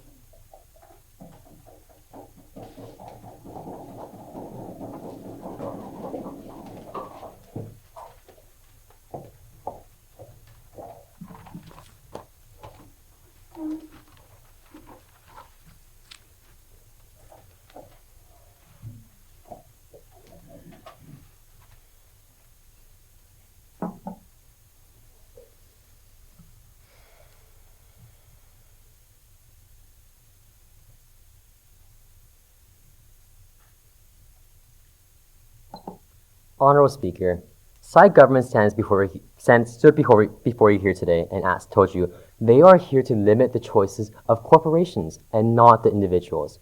But let me ask you one question. How are they limiting the choice of corporations if they are not allowing the victims to choose to settle out of court if it's in their own best interest? That is simply not limiting the choice of corporations. That is limiting the choice of the individual victim, that man or woman who was sexually assaulted by someone in their firm. That is simply taking away their choice and not taking away the choice of the corporation. As a second speaker on side opposition, I'll be doing three main things for you today. Firstly, going a bit over some of their points in their model before jumping into some rebuttal of what we heard from the side of government.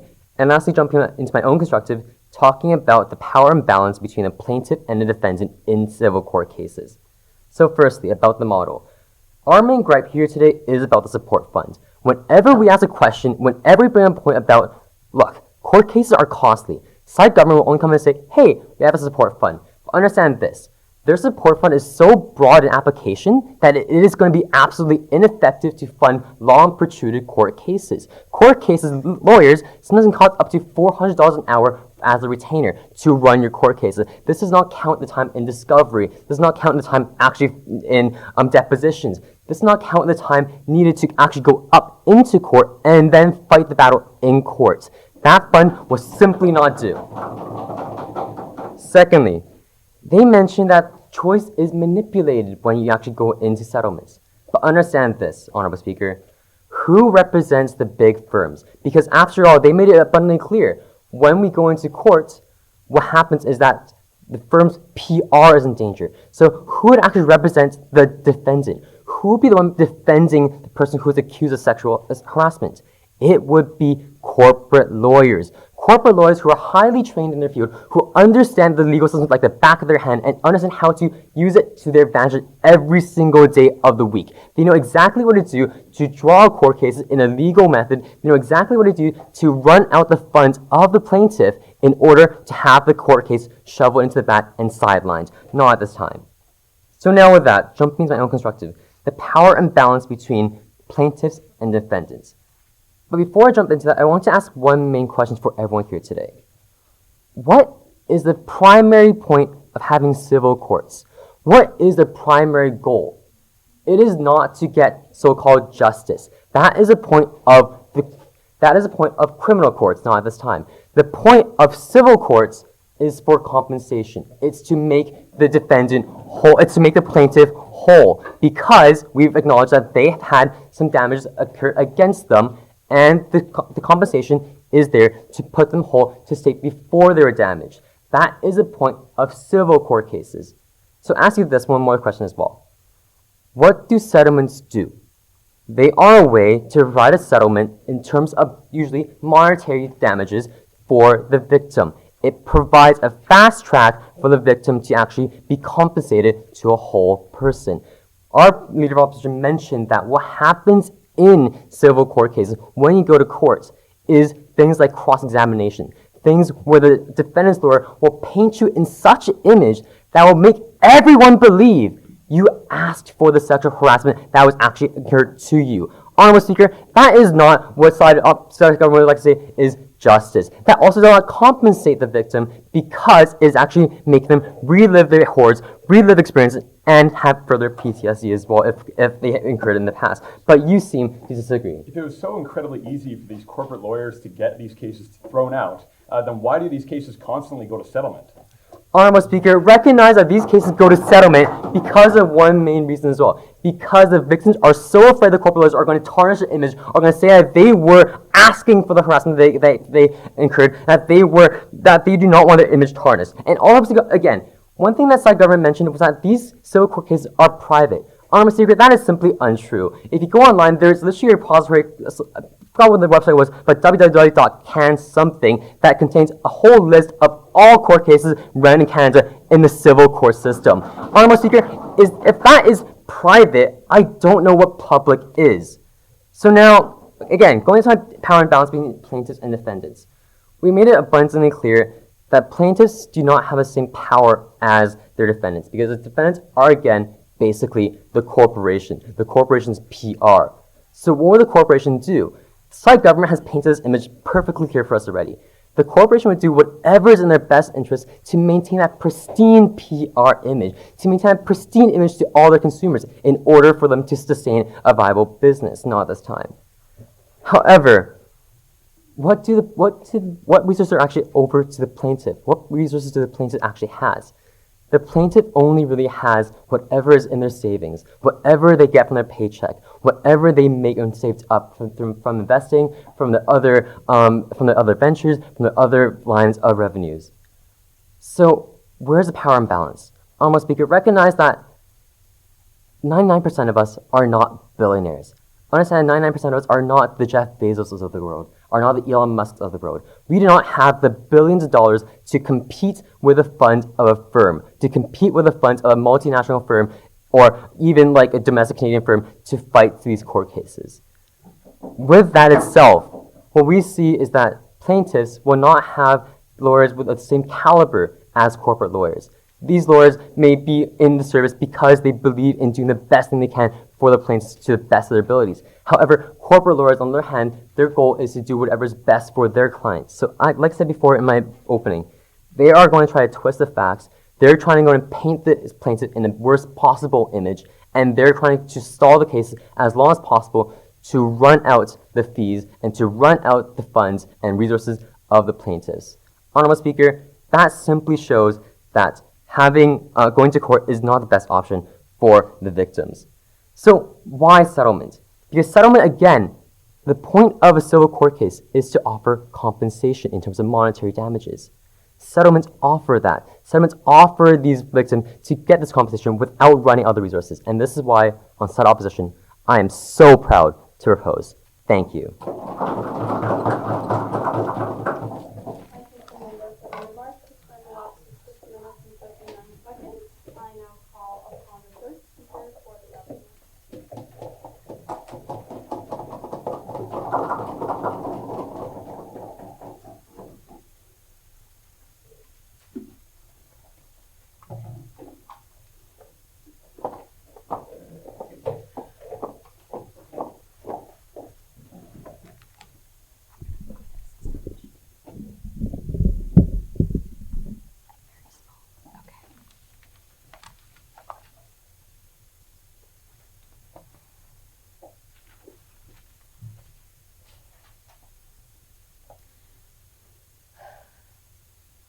Honorable Speaker, the member opposite came up here just now and talked about how a victim could not get money from a court settlement, a victim could not get money from a court case as opposed to a court settlement.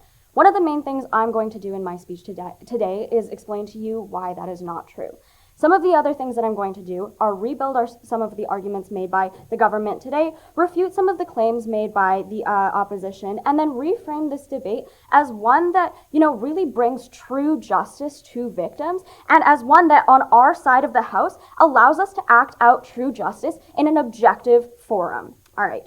So let's get into some of the effects of this motion. What I want to do is really clarify what this motion means and why side opposition is misguided in their interpretation of what it could mean for how victims get compensated for the actions done to them. All right, so this resolution, yes, would not allow out-of-court settlements to happen. So what this means is companies can't get a victim to sign an NDA and get paid to keep quiet. Essentially what that means is we're saying no to hush money. Under this resolution, what it also means, though, is that this case can still go through civil court or criminal court or both. Those two things can happen at the same time, and through civil court, victims can still get compensated. That is a fundamental misunderstanding that we're seeing on the opposition side today, and we think that this needs to be rectified. Victims can still get compensated on our side of the house, and we think it is really misguided for the opposition to frame our arguments in this light. All right, so what I'm going to do now is do a little bit of reframing and rebuilding of our arguments and our fundamental pillars for today. Not at this time, thank you. So the Prime Minister of side government today talked about rooting out cultures of sexual harassment and tackling the root of the problem, essentially. And this argument was founded on the assumption that workplace sexual harassment occurs because of a culture that enables harassment and creates a power dynamic that is inappropriate and deeply unprofessional. All right. So we think that because this is fundamentally what's allowing sexual harassment, we need to hold companies accountable, and the way that we do this is through the motion at hand today. We think that this motion actively incentivizes companies to hold their own employees accountable for behaviors that are inappropriate, and the way that these incentives are mechanized is essentially through PR. We want to make sure that the PR implications of these court cases are so detrimental to these companies that they'll actively work to put in place systems that disallow and disincentivize sexual harassment. We also think that it is important to consider the profit motive of companies. We think that companies are fundamentally profit motivated, and it would be misguided of side government to not include this as a proper incentive in this case. We want companies to actually be motivated to not lose profit due to court cases, but my opponent seems to disagree. Honorable Speaker, on our side of the House, sexual assault victims have the choice to go to court or settlement. Why are we taking the choices away from them if you can get full justice on our side? Well, once again, as we've brought up time and time again, we don't think that settlements are actually fair to victims. We think that that choice that the opposition talks about is, quite frankly, very manipulative and is often decided upon by the corporations themselves instead of by an objective court. Under our side of the house, we're limiting the forum, absolutely, within which these decisions can be made, but we think that we're actually protecting victims and making it more fair to them. All right, so the clash brought up by side opposition to our first pillar was essentially, this question of where is the victim? And my Deputy Prime Minister came up and made an entire case about where the victim is in this situation and how we are more protected, how victims are more protected under this side of the house. They've also talked about how going to court is not always the best option. I'll deal with that in just a second. So now I want to move on to the second pillar of our argument about what this case means for victims. So the fundamental assumption of my Deputy Prime Minister's case was that there's a power imbalance between corporations and their employees in settlement cases. So what we have is in a world where sexual harassment is enabled by a company culture, you have this unfair power dynamic, right? But then in a settlement world, you also have this unfair power dynamic that is still propagated in this world. But in a world where sexual harassment cases are not allowed to be settled outside of courts, you have a fair court that's deciding upon these cases, and we don't think it's fair to say at all that the victim has less choice in this case because the courts actually decide. We think that it's a fairer forum. But you seem to disagree. Honorable Speaker, why is it fair to say that a victim can only get justice during the trauma of going to court? So first of all, we'd like to clarify that there are several mitigations for victims when going to court. There are several protections. Victims are very, very protected in court by things like having them stand witness outside of the court, by having protections so that they never actually see their harasser. These are things that are already built into our legal system, and we don't think that it's necessarily valid clash to have these to say that these points are valid. So to this point, the opposition brought up the point that corporate lawyers are somehow better than regular lawyers and that a corporation would be able to pay more. And we think that while our model defense actually is valid because we specifically stated in our model that we will be giving victims more resources, we'll take this argument at its best. And we think that the point of the courts is to actually take power away from the company to be decided in an objective court of law. A court is not going to weigh a wealthy lawyer versus a more expensive lawyer beside a cheaper lawyer, and say that because one is charging more, its arguments are more valid. It's not going to do that. A court is objective, and the purpose is to decide justice based on a balance of probabilities or based on what is actually fair. So we brought up a few things for you today. Our theme is acting out true justice, and we've told you why we think that acting out true justice means rooting out cultures of sexual harassment and also making sure that victims are protected. For all those reasons and more, so proud to propose.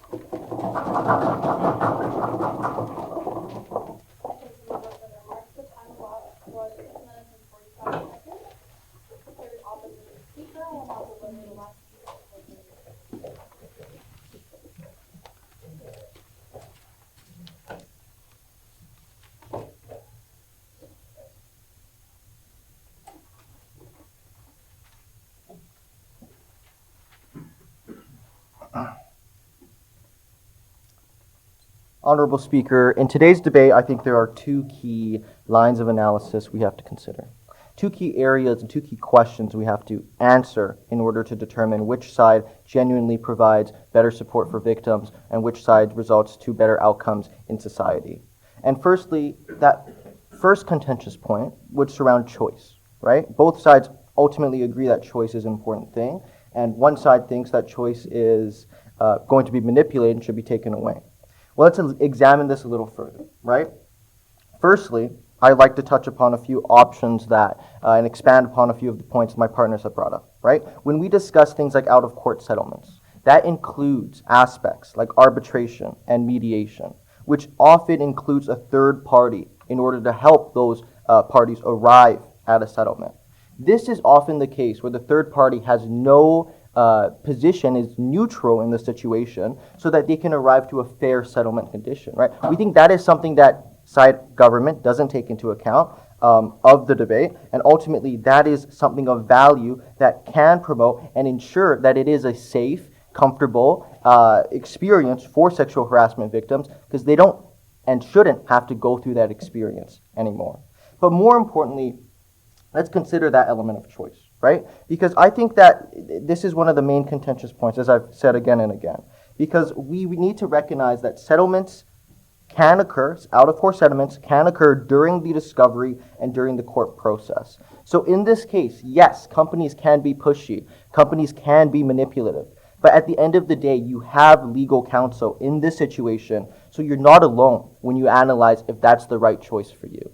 And ultimately, I think that's what this debate comes down to, right? Whether or not that choice is the right one for you as a unique individual with a unique case that has to go through the court process and get evaluated. And sometimes, as a unique individual, you don't want that to be the case. The leader of the opposition came up here and told you 3 reasons why she would not want that to be the case. I'm here to tell you that for each and every one of you, it doesn't matter what the reason is. You have your reasons. You don't need to justify it to anybody in the world. Your reason is enough. That is why choice belongs to side opposition. I think we take that today. And I want to go further, right? Because at the end of the day, I want to tackle that notion directly and head on. Is there pressure from companies? Yes, absolutely. And even if that is the case, our side opposition, is the only side that will tell you and tell victims that it is okay if you don't want to fight anymore. It is okay if you want to move on, collect a settlement, collect a cash payment, which you probably would have gotten anyway if you won the civil court case, right? And move on with your life. We think that is okay. We think that benefits victims the most. But I'll take your POI. The opposition seems to think that's okay. Does the opposition also seem to think that it's okay for perpetrators to continue on with their lives after committing sexual harassment? Ultimately, in this case, for civil cases, perpetrators continue with their lives anyway. Companies pay out a little sum, right? This is not a criminal case. Companies live on, perpetrators live on. We want to make sure the victims have the most choice, the victims have the most comfort, so they have the best quality of life possible. I think we take that 100%. But next, let's analyze the culture of firms, right? That was something that side government made very clear and very strong, was one of their main drivers in their arguments. To be honest, I think that's less important, right? I think the victims come first. But let's analyze that anyway. I think this is the first line of analysis, which leads me to my question. Do firms want to make their workplace a better and safer place? As an optimist, I'd like to believe that whether or not out-of-court statements exist, whether or not the whole court process exists, that people are good, organizations are good, and they want to strive towards progress. However, I challenge the notion that government brought up that if settlements were to cease existing, right, if settlements stopped existing, companies would transfer money in their settlement funds towards the betterment of their company. I don't think that's the case. That leads to one option for companies, right? The legal route. So they're not going to transfer their money from their settlement funds to the well-being of their employees. They're going to transfer that settlement money to their legal funds and make sure that the only option victims have is no true option at all, right? To make sure that victims cannot win it all in court. And we've seen that happen in the United States oftentimes, right? Where there are legal battles involving sexual harassment, where legal teams at various big companies like Meta, many digital companies like Riot Games, right, at Blizzard Entertainment, at Twitter, have built up their sexual assault, sexual harassment legal teams so strongly so that those victims have no choice at all, right, when entering the legal battlefield. So I think that's something side government needs to contend with. Why is it that these situations continue to exist where victims have little to no real power in the court system? But you seem to disagree. Would you not agree that in a settlement case, those same legal teams would be going against victims in an even more unfair circumstance? Ultimately, no, as I brought up before, right? There are different routes to settlements. There are arbitration methods, there are mediation methods where third parties are involved. I think that is something that is completely legitimate. And then again, in settlement cases, right, that involves the personal conditions and personal unique qualities that the victim has to consider for themselves and only themselves. In the civil court case, that is no consideration at all, right? And we don't think that that is something that is ultimately beneficial to the victim, and that's what side opposition stands for. So ultimately, in this third opposition speech, what have I told you today, right? I've told you that choice is the paramount responsibility that side opposition ultimately wants this debate to be about. We think choice for the victims is just that important. And we've told you that when we give them choice, we give them multiple routes to out-of-court settlements, mediation, arbitration, a pure cash payout settlement. Whatever it is, those individuals should have the opportunity to evaluate those choices, no matter their justification, no matter their reason. At the end of the day, it's none of our business. But more importantly, I've told you how the culture of firms won't actually improve when you take away out-of-court settlements. It just leads down one legal path, which means legal teams at companies will strengthen, and ultimately, they'll have their heyday. Thank you.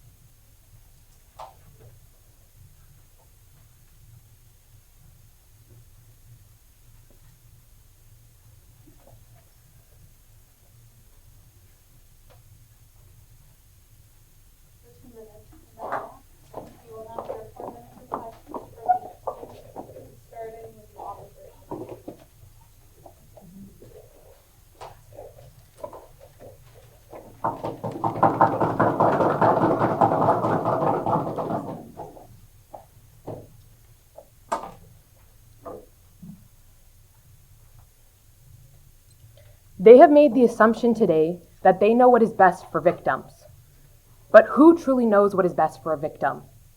You, yourself. You know what is best for you. The only person that they have chosen to see the best side here of today is they're only protecting companies themselves. And that is why we're so proud to oppose. Today's debate keyed around two key themes, true justice and choice. And I'll be explaining these themes as I go into why side government has lost today and why side opposition needs to take this debate. So let's recap what we've heard from side government. Their first speaker comes up and talks about incentives for companies, but only explains what will be better for companies. When we asked the POI, why should you put the PR of a company over what is best for victims, they deflected it and circled around and saying, well, we have incentives that will make things better for victims. That is not true justice at hand. What is true justice is when victims get what they need in order to move on. Their second speaker then comes up and talks about limits options for companies. But when you're limiting options for companies, you are limiting options for victims. And that is not okay on our side of the house. They also talk about what is a fair power dynamic, but we've told you in our second speech how going to court is not always a fair power dynamic. And then finally, their third speaker comes up and talks that court is the only option because it is fair. But I ask you, what does fairness look like to you? Fairness looks like how you want it to look like, when you choose what it needs to be like. And then the speaker talks about this true theme of true justice, that the harasser will get justice. But in civil cases, we've told you that they often end in monetary value. If you want true justice and you want the harassment to be stopped, then you should go to criminal cases. But they're not allowing that side on their house. So that is why true justice is not served. So furthermore, they've also provided us with this burden today, that we need better protection and justice. But better protection and justice comes from your choice, how you choose to see how it looks like. But we have provided them a burden that they failed to prove. The burden to prove by going to court is always the best option for every victim. And they cannot do that today. And then that leads us into our points and why we have won today's debate. Because we have focused on the main actor here today, the actor of the victim themselves. Our first point I brought up to you was about choice. How going to court is not always the best choice. Because we've told you in some cases, you may have to face your harasser. Because facing your harasser can be very challenging. And what's worse is you can lose in these court cases. And where is true justice then? Our second speaker then came up and told you about the power imbalance of when you go to court cases. They told you that the harasser is going to be backed up by corporate lawyers. They are going to have the funds to take you down because all they're worried about is their PR. They don't care about the victim. They don't care what happens to them. But what we're ensuring on our side of the house is we're ensuring that the victim is top priority, that the victim voice is heard, that the victim has the choice and to do what is fair for them. What we are ensuring on our side of the house is that the victim gets the true justice that they deserve in the form that they choose to see it. That is why we need to ensure this motion doesn't go. We need to ensure that if you are sexually harassed, you have all options available to make the best choice for yourself. We need to ensure that you get true justice. That is why on side opposition, I'm so proud to oppose.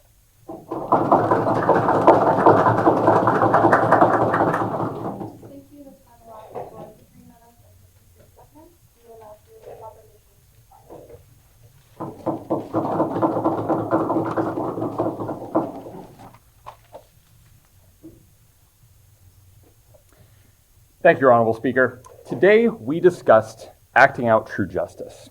And the opposition has given us this burden describing why we have to prove that court cases are always result in better outcomes than settlements. And to that we say, how can you take that burden into account when we've told you today how unfair those settlements often are and how much they result in incomplete or bad outcomes for those victims in these cases?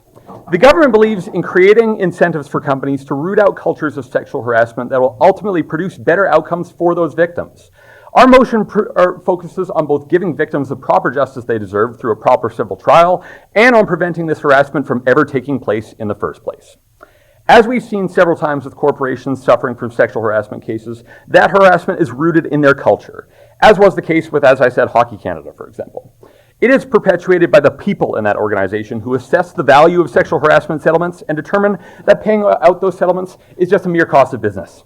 This current system is dehumanizing and causes these problematic cultures to last for far too long, when they should instead be addressed at the root.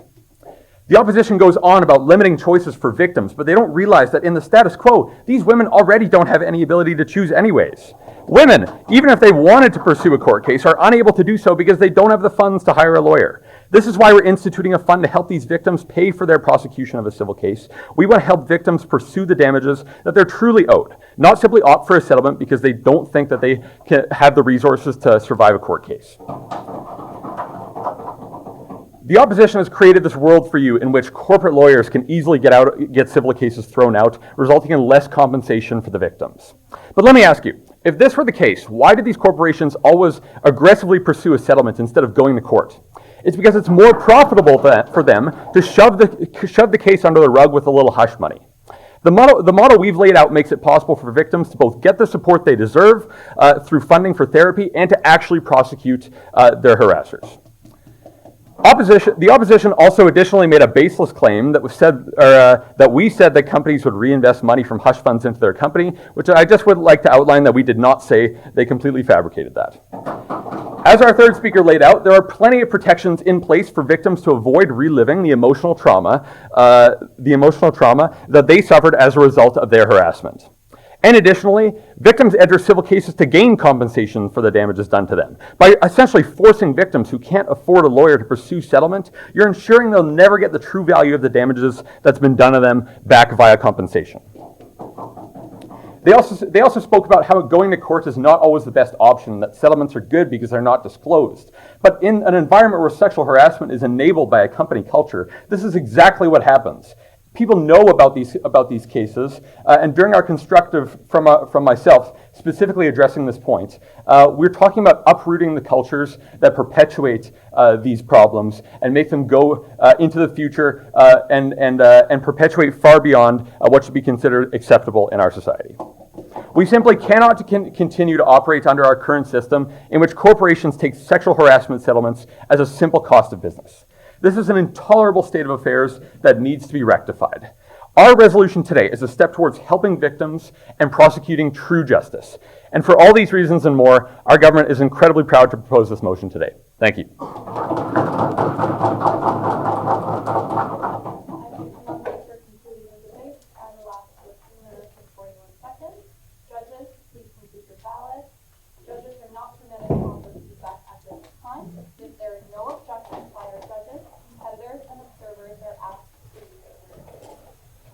Everybody, just remember to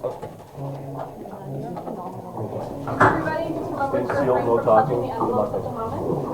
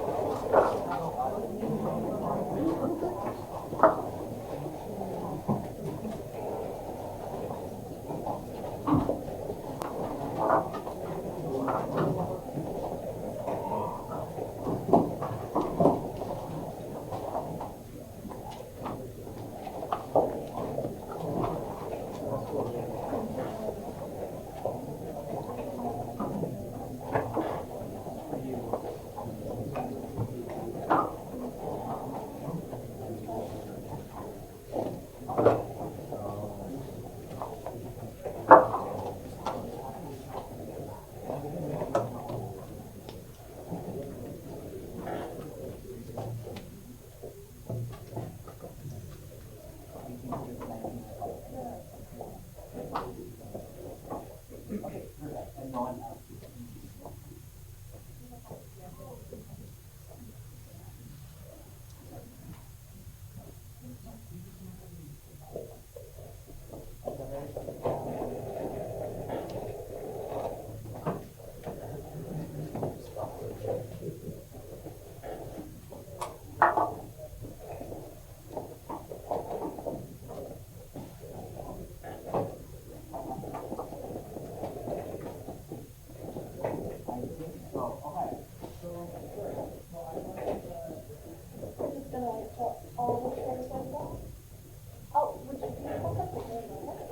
Also, just your first, please. Thank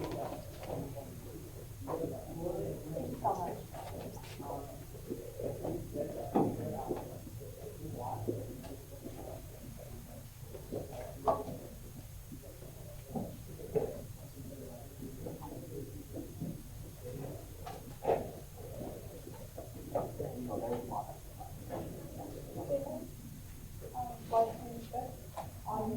Yeah, I was gonna check the.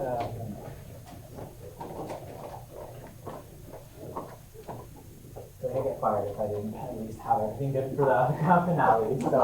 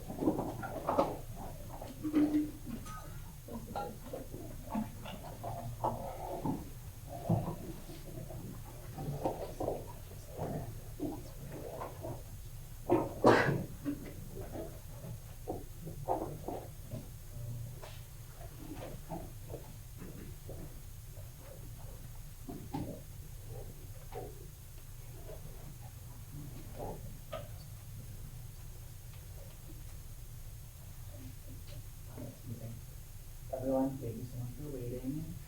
Your patience is appreciated. I know everyone's been waiting for this, and people are watching this right now on the live stream. Good luck with both teams, and if there's anything anyone needs after the competition, let me know.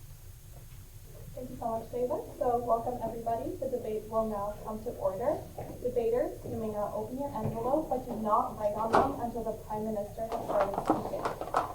The resolution before the House today is, this House would support the right to be forgotten. Representing the government are its first speaker, Eric, second speaker, Marissa, and its third speaker, Mackenzie.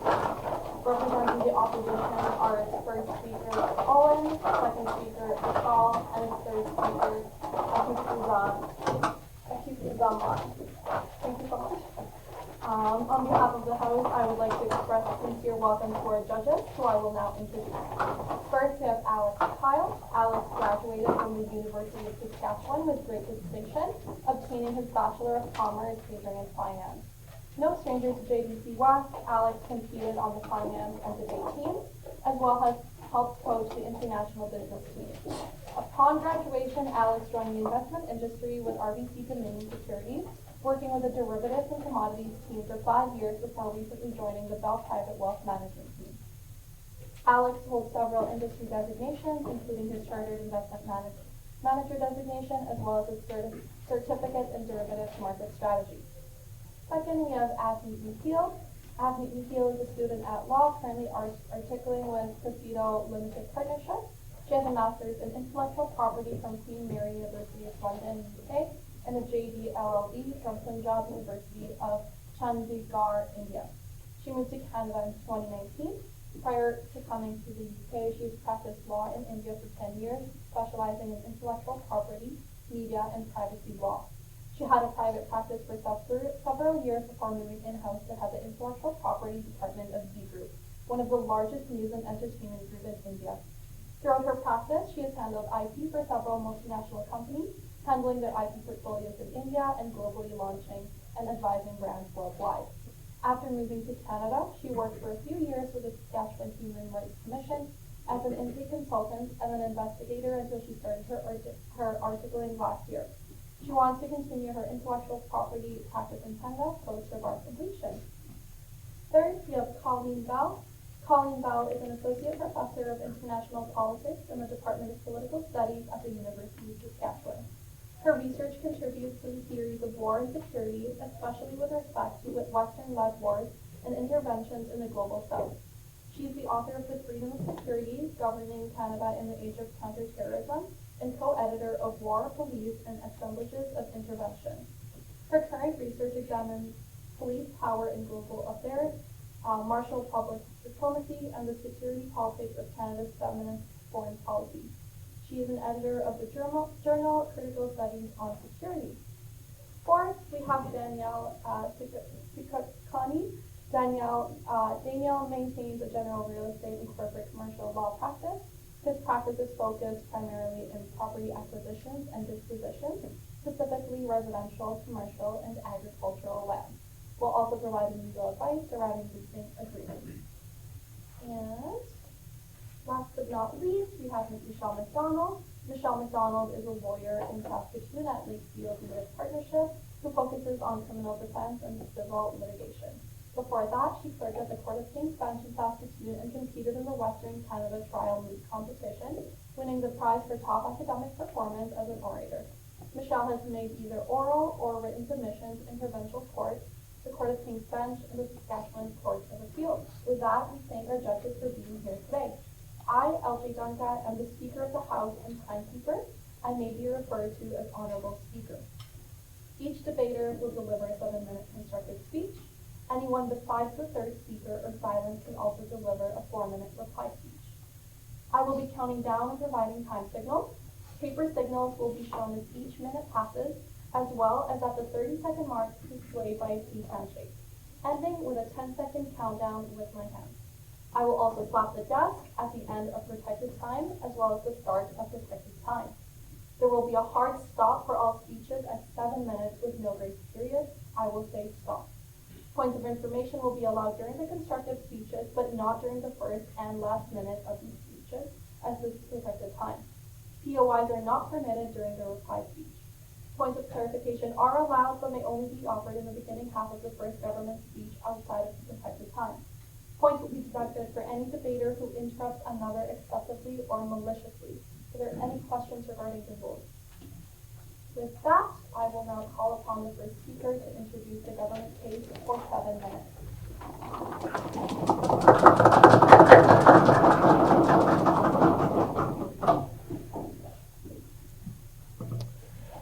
Thank you, House Speaker.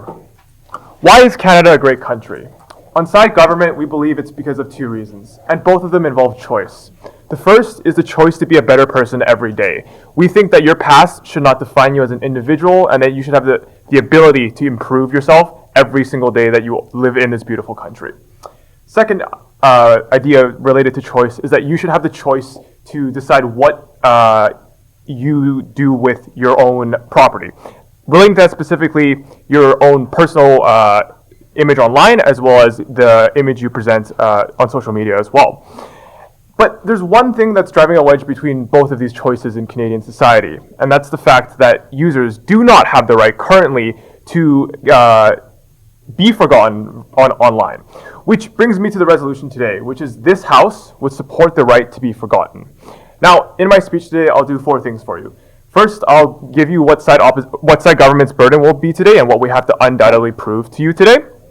Second, I will go over side government's definitions and what terms we'll be using for the purposes of today's debate. Third, I will go over side government's model and how we plan to implement this resolution in the real world. And lastly, I will go over side government's constructive points. I will personally talk about how this resolution ensures that commodification of personal data is not allowed, while my honorable partners will talk about how this resolution ensures privacy and safety for users in Canada, as well as ensuring choice for those users as well. But before we get into that, let's start with some the burden that we as side government are establishing for ourselves today. For the burden, we are saying that this resolution will preserve users' privacy and their value as individuals. For definitions, we are defining this House as the Government of Canada. We are defining support as making it a Canadian law. We are defining the right to be forgotten as the right to remove information about oneself, whether that's what the user themselves posts or something that another user posts about that specific individual, from any platform, that being apps, engines, websites, etc.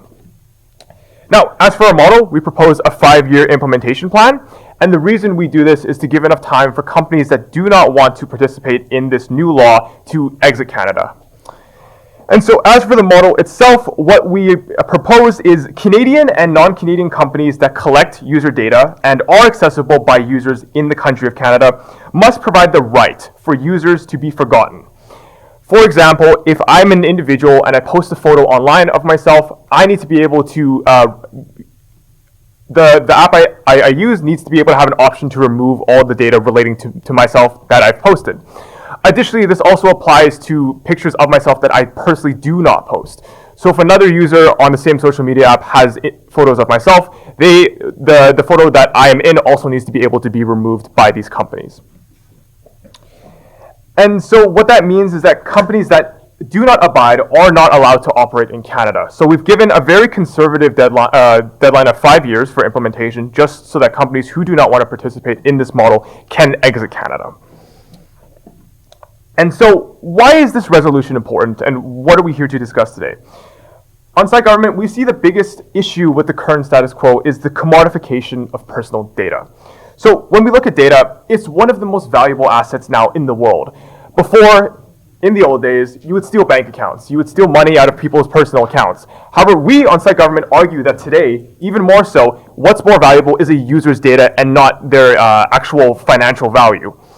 And so what that means is that this data is used for targeting users' personal information. Now, inherently, this is not a bad thing. Marketing is a concept, as we all know. But before I get into that, I'll take your POI. Is this whole idea of big data that is usually stored in companies' personal hard drives within their headquarters something that is accessible via internet search?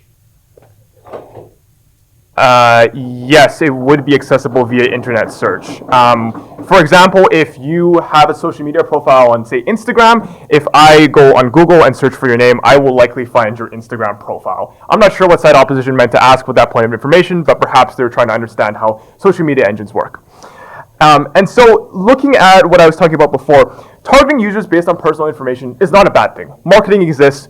This is a basic principle in business. We target consumers based on their preferences and needs to buy our product. That's fine. What the issue is that when these users do not consent to the use of this information is when there's a problem. Under the status quo, users' information, that being stuff that they might have posted years ago on their social media, is still used to collect their data. Now, why is this inherently wrong? The big issue is that users are being taken advantage of. Their data is being used for purposes that a company might find useful, or the company might sell this data to another company for use. This is inherently wrong because the user never explicitly gave permission for the selling of their data, and the only person that benefits from this is the person either taking advantage of that data or buying the data from the user's company that they were involved with originally. And this is bad because when we think of a society, we want consent and choice to be above all. And you cannot tell side government or side opposition cannot tell side government that choice is possible when users' data are being exploited on a daily basis. If I asked anyone in this room currently, do they actually know where their data is going? I guarantee you none of you can definitively answer every single source of that information. And why is that a problem? Because some users do not want that. We want to give that choice back to individuals. So let's say you are a person who does not want to be taken advantage of by these companies. You do not want your data sold. We are giving you that right, that right to exercise your data to be removed from all the sources that you request from. And what I've told you today is essentially that there's two things currently wrong in the status quo. That being personal choice is not guaranteed with data currently, as well as the fact that personal safety and privacy is not guaranteed either. However, my honorable opponent will talk more about that in her speech. And so we've told you today, we've given you a model that allows users the right to remove their data online that is related to them, whether it's posted by themselves or by another user. And this is important for the reasons I've talked about today, because many individuals nowadays do not actually know what their data is, and we want to give that right back to Canadian consumers. And it's for those reasons why we're so proud to propose today. Thank you, House Speaker. I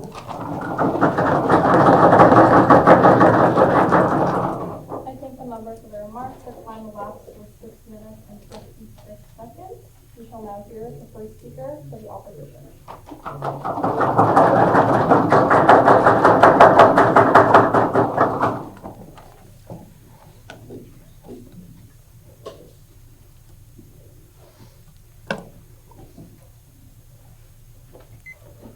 Honorable panel, I'm afraid that my opponents on the other side of the bench have simply misunderstood this motion. This is not a debate about big data, as I will explain in a second. This is a debate about personal accountability and the extent to which we should be free to control our image and our perception on the internet. The side of the House that they stand on is a side where individuals are able to completely shield themselves from accountability, where they get to rewrite history, and where they get to shut down other people's freedom of speech. That is not something that we stand behind on side opposition. Okay, couple things. Firstly, I'm going to talk about the main idea of side proposition up to this point, this idea of big data and commodification of data, and why that is irrelevant to this debate. Then I want to talk about the principle of accountability, and why accountability ought apply to the internet as well, and how this motion disrupts that. And then finally, I want to talk about how this motion changes the way people interact with the internet for the worse. Okay, let's engage with the case that we get out of side proposition up to this point. Again, their whole idea is that commodification of data is bad.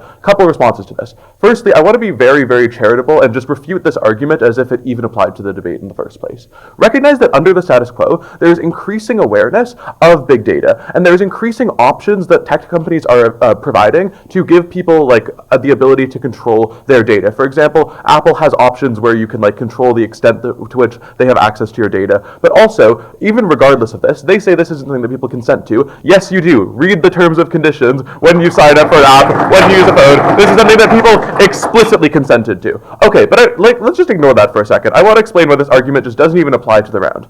In the wording of the info slide, it says that the right to be forgotten applies to information that is accessible via internet search. So we pressed them on this in a POI, and they say, okay, yeah, so we're talking about people's Instagram posts. Big data is not people's Instagram posts. Big data is like the billions and billions of small pieces of metadata that tech companies collect every time they use anything on the internet, right? That is something that exists regardless of this, because first of all, that is just something that is way too abstract for an individual user to comb through and decide what they want to delete. But even just reading strictly what the motion says, that is not something that you just can look up. I can't look up my honorable opponent's metadata that some tech company has in their supercomputer. So literally the entire proposition case up to this point has missed the point of the debate. Let's refocus then, and let's talk about what this debate actually is about, and that is accountability. So I want to shift into my first substantive contribution about the principle of accountability and why it ought to apply to the internet and how this disrupts it. Okay, first of all, in abstract, what is accountability? Accountability is the process by which our actions have consequences. Without it, it is disastrous, because literally you can do basically whatever you want without accountability. How does this work functionally? If I do wrong by somebody else, that person has the right to, within their own mind, store that memory of me doing that wrong thing, to form their own perceptions about how that makes them feel, and to express those perceptions to other people if they feel that is, I'm somebody who ought to be avoided or something like that. They have the right to express those opinions. So the other side of this coin is essentially an issue of freedom of speech, where if you are if somebody does something bad to you, you have the fundamental right to express that as a form of freedom of speech, to inform people, to speak about that thing that somebody did to you, or that thing that somebody did that you disagree with. How does that interact with this motion? What this means is that on social media, when people are being harassed, when people are being discriminated against, when celebrities and politicians are saying things that are disgusting and disastrous, when Kanye West stands up on social media and says anti-Semitic things, when Elon Musk says transphobic things and supports genocidal regimes and all of the terrible things that he's doing, that individual now has the right to go and completely delete that off of the internet, to completely obfuscate the speech that they are engaging in that has real material consequences, but you are removing people's ability to actually understand that they have said that and to react to that in a way that holds that person accountable. Before I keep talking about why this is absolutely disastrous, I'll take the POI. Side government believes that people can change. Are you suggesting that just because someone does one bad action that they're a bad person forever? Okay, I want to put this whole idea of people can change to rest because I think that's going to be a focus of their case later on. There is already a self-correcting mechanism for this, and it's people's critical thinking skills. If people look at a celebrity and they have done something bad like 20 years ago, but since then have like actively apologized for it and have said, okay, this is something that I don't believe in anymore and have taken steps to make things right, then I think on either side of the house, people aren't going to be harassing that celebrity. People by and large are going to reach a consensus where we realize that that celebrity is like a pro-social individual.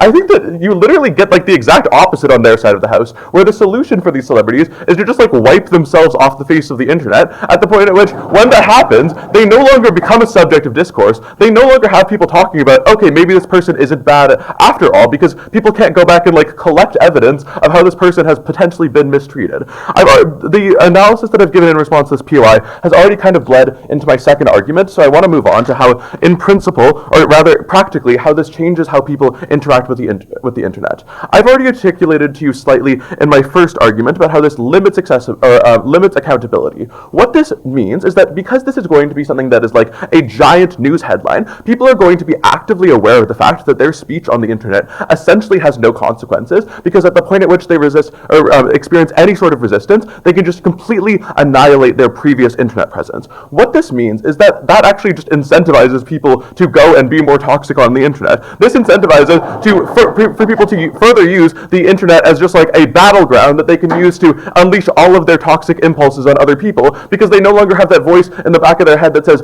okay, this could come back and bite me in the end. But I think I've already articulated to you why is this bad for how we deal with the bad people, but why is this bad for like even innocent victims of crimes, right? For example, somebody who's being cyberbullied, why is it bad that you have their system where you can go through and like look at every single thing that people are saying about them and delete them off the internet? Recognize that people oftentimes want a higher like degree of like a feeling of control over other individuals' feelings towards them. What this means is that at the point at which the system is announced, people are highly likely to go through and look at like every single mean thing that other people are saying about them. Look at that victim of cyberbullying. They are now going to have to like excruciatingly go through every toxic thing that is said about them and swipe on it like Tinder and process all of those negative messages, when on our side of the house they can simply opt out of this. For literally every single person who uses the internet, this policy is not a good idea. Thank you. Thank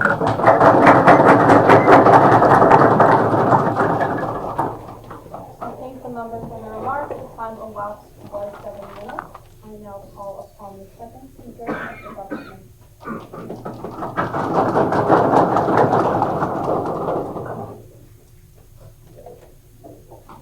Thank you, House Speaker.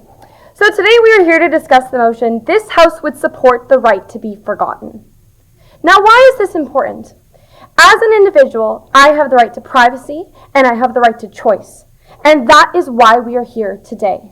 Because with the status quo, this is not possible. And therefore, Canadians themselves are at risk of many things, and I will go into them shortly in the job market, as well as just even personally in the natural environment. So first, I'm going to offer some refutation for my honorable opponent's points, as well as build out our final constructive point on privacy, security, and choice, which is really the crux of this debate today. So the first thing that I would like to address is this idea of accountability. Now, when we live in a world where we want people to move forward and to be able to create change, we need to know that they're not going to be drawn back by something that was done however many years ago or whichever else on the side. Now, when we think about applying for jobs, the first thing that people say to you, watch what you post online. Watch what you post online, recruiters are looking for it, everyone is looking at it.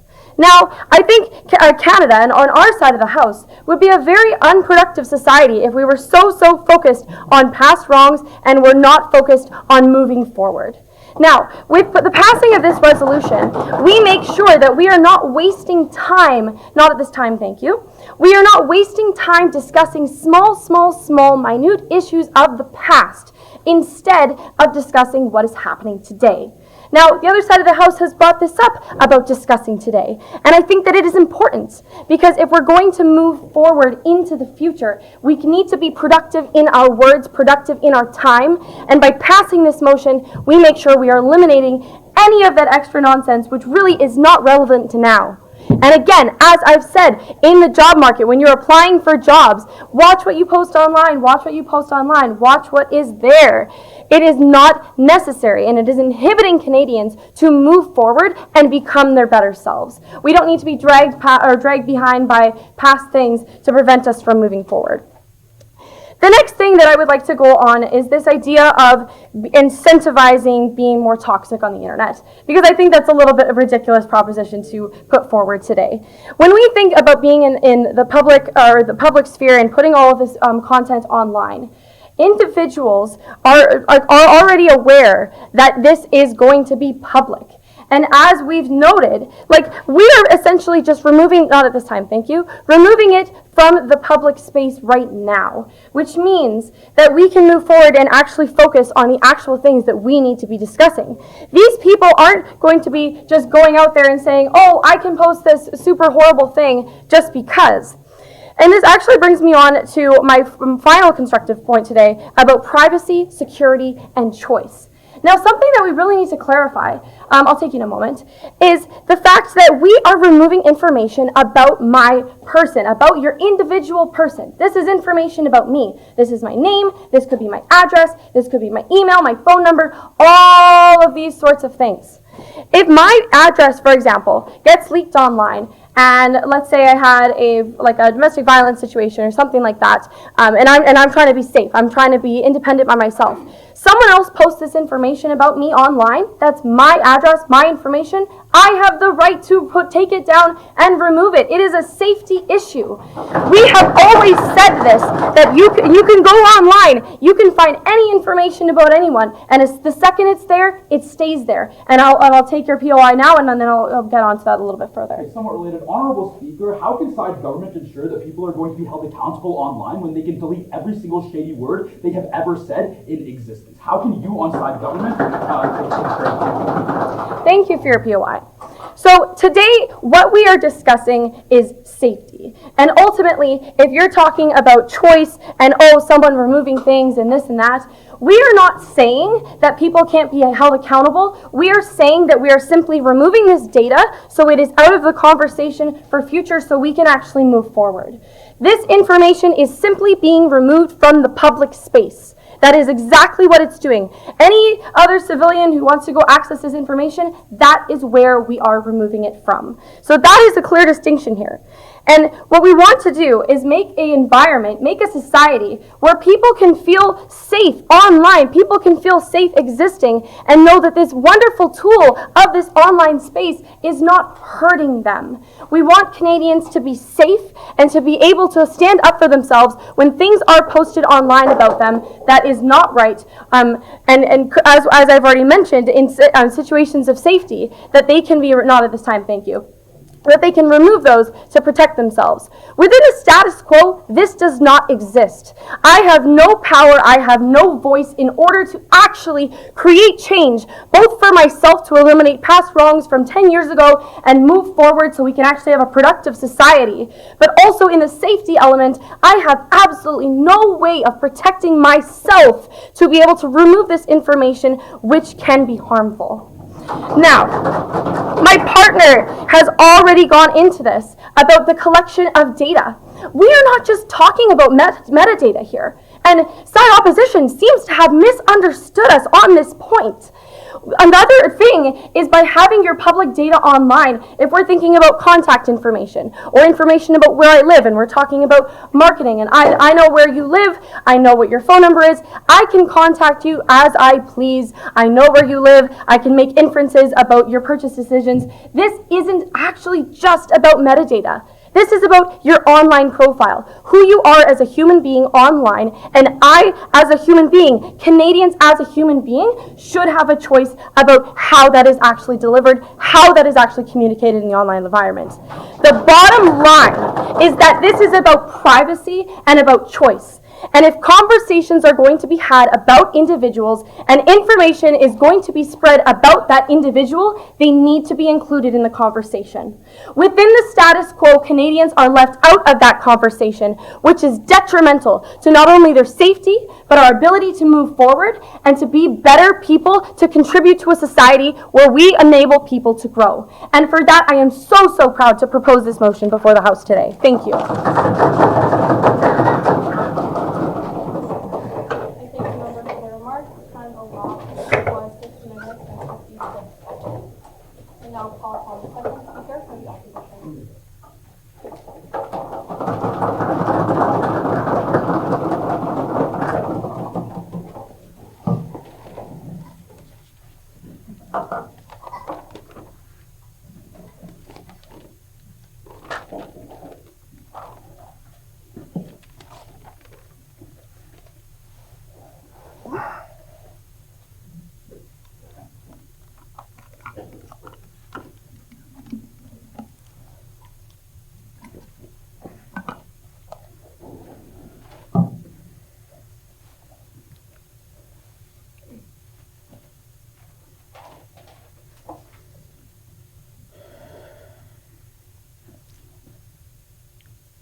Honorable Speaker and esteemed panel, actions have consequences. We as Canadians especially value the fact that human beings must be held accountable for things that they have done in their life, especially if it comes down to things that people fundamentally deserve to know.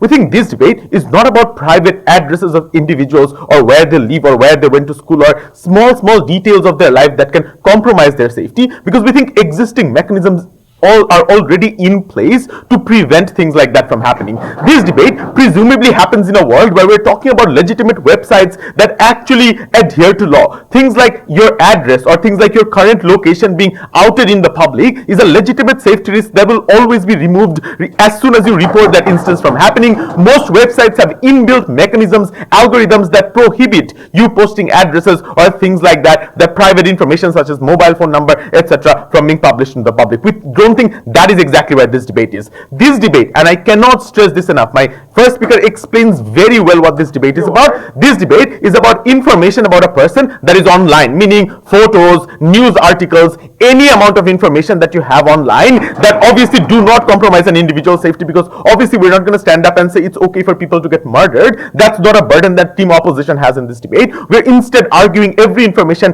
that exists beyond that on the internet is something that deserves to stay there.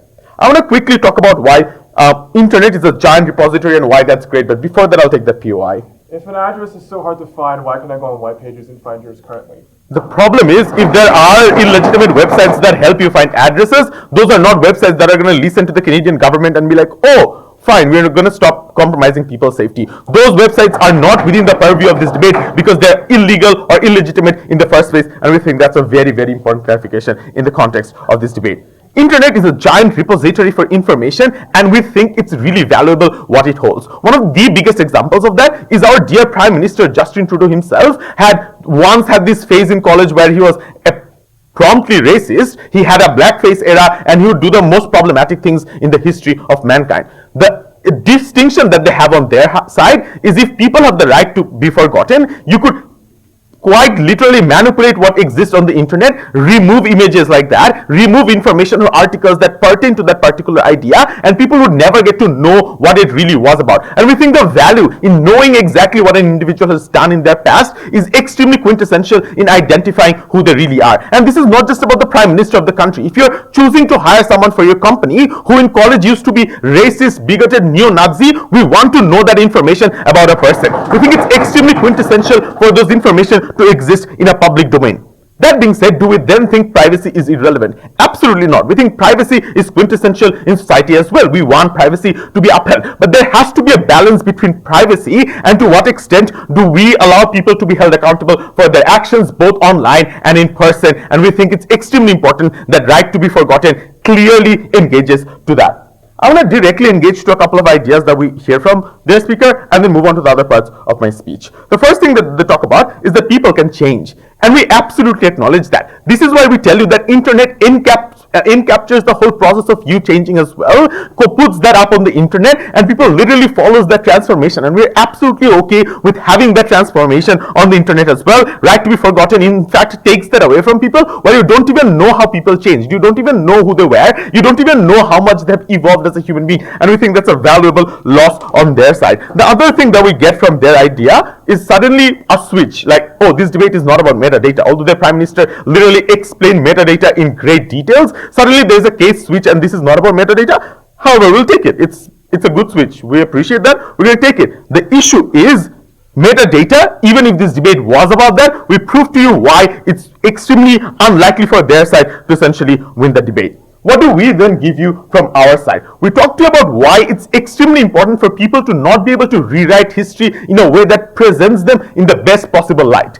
The reason for that is people need, and this is exactly why my first speaker's speech was so important, because they talked about why every individual, the way they conduct themselves both in person and online, is captured on the internet, especially in a world where it's largely getting more digital every day, and we have things like the metaverse coming up. People's digital interaction, what they post on social media, has a massive consequences on how other people in society live. For example, if I make a racist post in college, that is literally going to put other people's lives at risk. If that post 10 years later, I'm like, oh, maybe I should delete it. If I have the ability to do that, it tangibly takes away the fear that I have right now of not putting up racist posts on the internet or putting up problematic things on the internet that hurts other people. Similarly, let's move into in-person interactions. Even then, I know if I start beating someone up in a bar, it's going to be reported in some local newspaper, and that's going to exist on the internet forever. That's a valuable deterrence for me to not start beating people up, because I know I can buy my way out of it by getting a fancy lawyer, because it's going to exist on that internet.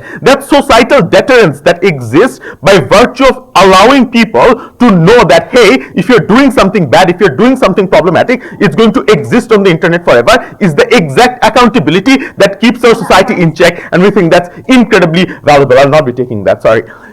The debate at the end of the day boils down to saying, where do we balance privacy and accountability? Do we want to live in a society where people can constantly delete everything that they've ever done? Or do we want to live in a society where people are constantly aware of their actions and know that their actions will have consequences? This debate is especially relevant in Canada, where we're seeing more and more people appreciate how actions having consequences is important, whereas in a country where even the Prime Minister themselves is being answered for that. What does this debate look like if we look at other famous people relevant to this? Let's talk a bit about Elon Musk. Let's talk a bit about Andrew Tate. Let's talk a bit about people like Kanye West, who have had problematic stances right now. These are famous individuals who have influence over millions and millions of people. Imagine a world where they're literally allowed to delete and customize what you read about them retrospectively. So Kanye West says something very, very problematic. 3 days later, he's like, let's invoke my right to be forgotten, and then completely gets rid of that. That's entirely problematic, because then we don't have that valuable societal conversation about why Kanye West's narrative is problematic. We don't have a conversation about why neo-Nazism is on the rise or anti-Semitism is on the rise, and we must stand up against that. Having that valuable conversation in society creates a lot of discursive change, and we are very, very proud to be able to propose that in this debate. Thank you so much for listening. With 6 minutes and 58 seconds, I now call upon the first speaker for the government.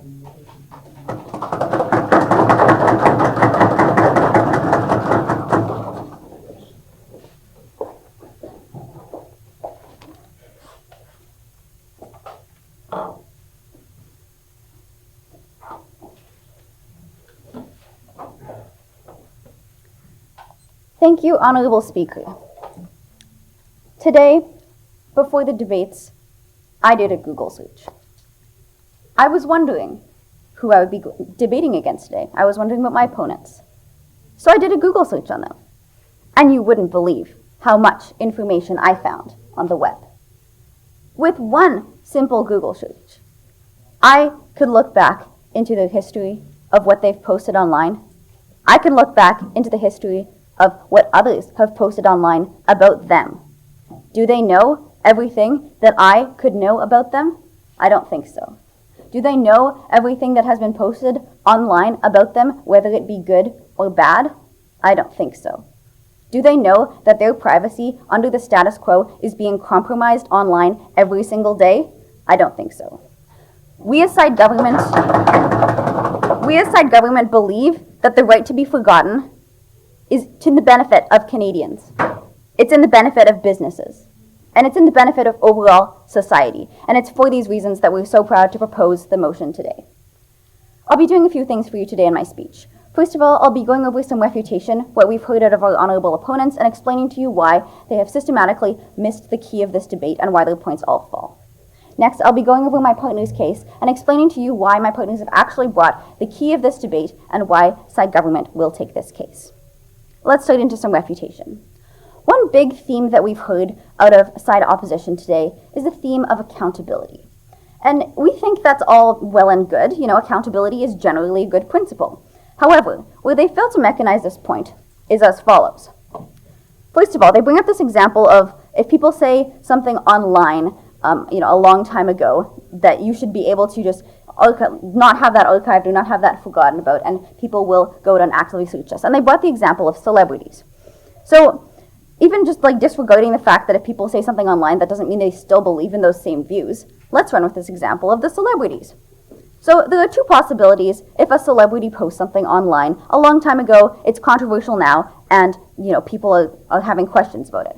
The first possibility is that the celebrity takes it down. Under our side of the House, this will be possible. Under our side of the House, they have the right to forget information that they no longer believe in or stances that they no longer support. They have the right to forget information that was posted about them, perhaps without their knowledge or without their consent, and we think that's a fundamental benefit. So if a celebrity takes it down, for example, or any regular person takes it down, they're showing that they don't actually believe in that view anymore, or that they just don't want that content up anymore, and we think that's a net benefit that you only get on our side of the House. I'll take you in a moment. Then the second option would be the celebrity leaving it up. So what does this mean? People can still make judgments about the celebrity. However, that doesn't mean that people just are doing this for attention, but you seem to disagree. Are you aware that on our side of the House, celebrities that have made problematic statements in the past but have made a genuine effort to apologize and make things right are likely to be forgiven? Your side of the House only helps those people who don't want to take accountability and who don't want to take acknowledgement of the bad things that they've done. No, in fact, I don't believe this, because on our side of the House, we believe in choice and we believe in change. Let's get into that a bit more. Under our side of the House, you actually get both of these options. You get the choice, which is beneficial to all of the stakeholders. It's beneficial to Canadians, it's beneficial to businesses, it's beneficial to society. Now, why is this so important? Why is choice really the fundamental issue at stake in this debate? When you have choice, that is a fundamental assumption in Canadian society. Choice, freedom of choice, that's one of the key parts of our Canadian Charter of Rights and Freedoms. It's something that should be allowed to all citizens. Under the status quo, that choice is limited. Here's why that's important.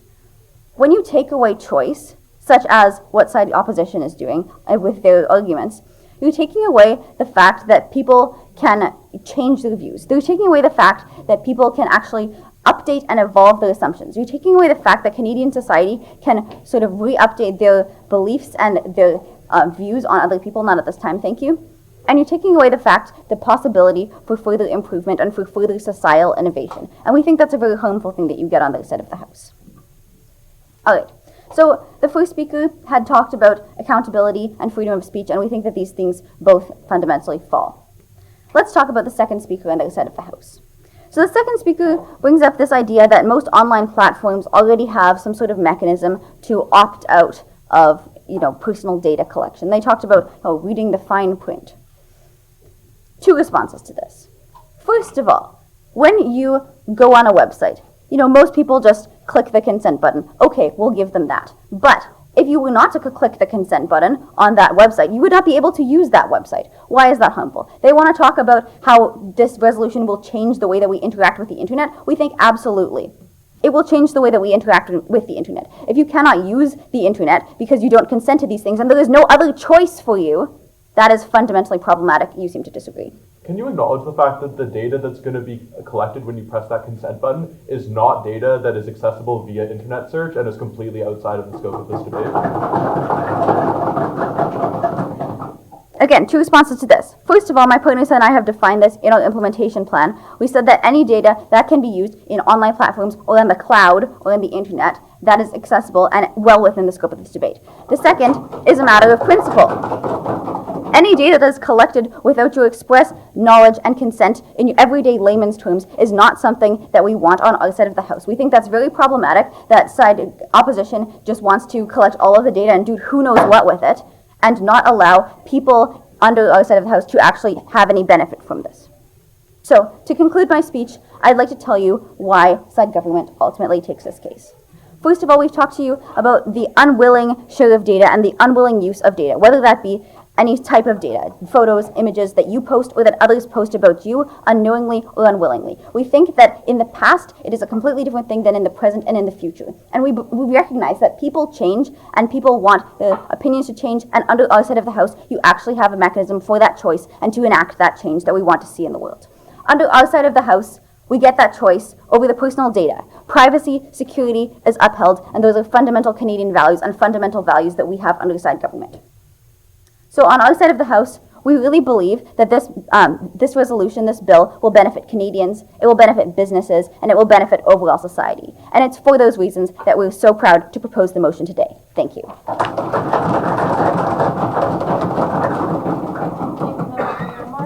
allowed for 6 minutes and 58 seconds. The third opposition speaker will now deliver the last speech opposing to the case.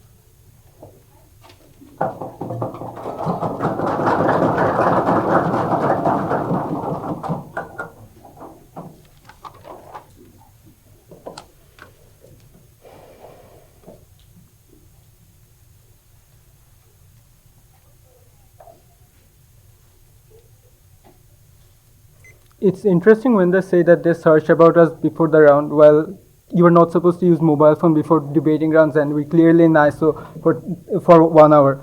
However, we are glad that you searched about our team. You probably found out our debating achievements in Madrid and Vietnam.